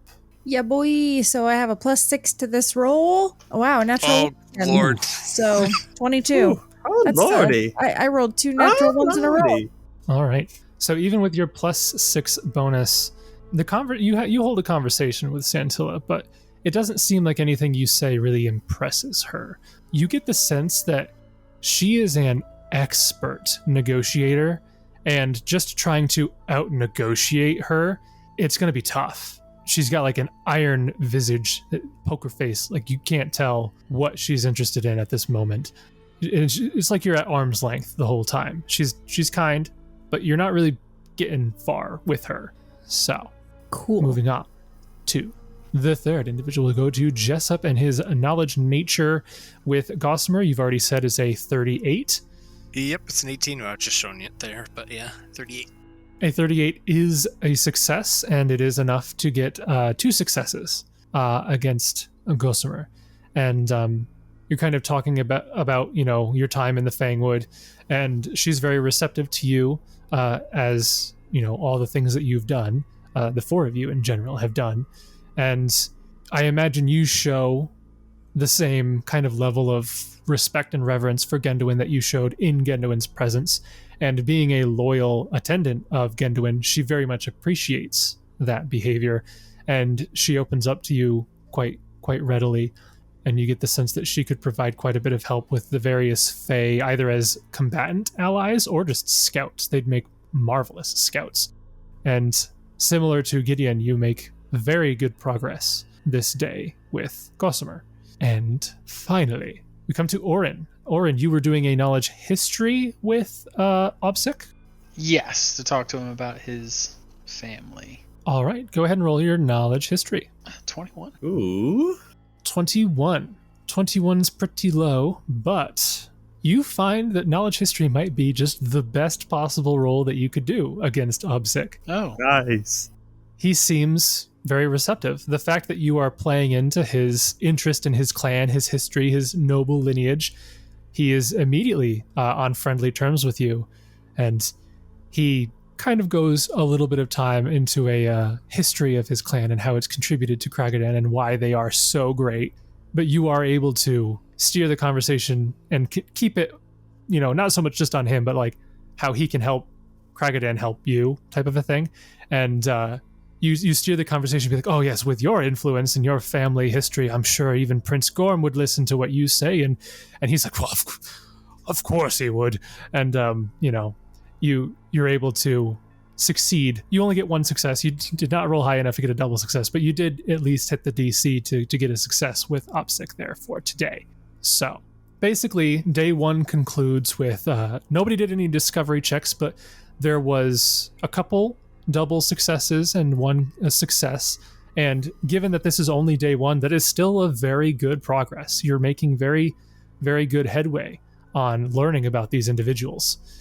And day 1 concludes. Everybody goes back to their rooms. And then the next day begins, and everybody comes back and does the same thing. Well, today, before we go in to the actual meeting, I would like to cast Hunter's Blessing and pick humans. So everyone gets a little +2 sacred bonus as we go into today. Oh, neat. Favored enemy humans. I feel like the flavor of this spell is just wrong. Hunter's Blessing. I'm hunting for favors, Sarah. Kieran walks up to Santilla today and he's like, you know what? I know exactly where to stab you to kill you. Yeah, well, Wow. It gives you a bonus on bluff, perception. It gives, sense, motive, survival. Huh. Yeah. It gives you and on attack rolls. And attack roll. Yeah, those Should it two. become aggressive negotiations? Further, you gain a +2 sacred bonus on perception, stealth, and survival checks while you're in this terrain. Now, I don't think I would argue that shouldn't help you for your check against Westland Garfic should you choose survival. But raw, it would. But I would argue that it really shouldn't. Justin, all I could think after you said that was the scene in The Phantom Menace where Yes. Obi-Wan looks at Qui-Gon and says, "You were right about one thing, Master. The negotiations were short." Yep. All right. Well, day 2 of the summit begins with a dull recap of the first day's discussions. But around mid-morning, a loud voice outside the meeting exclaims, "You can't go in there!"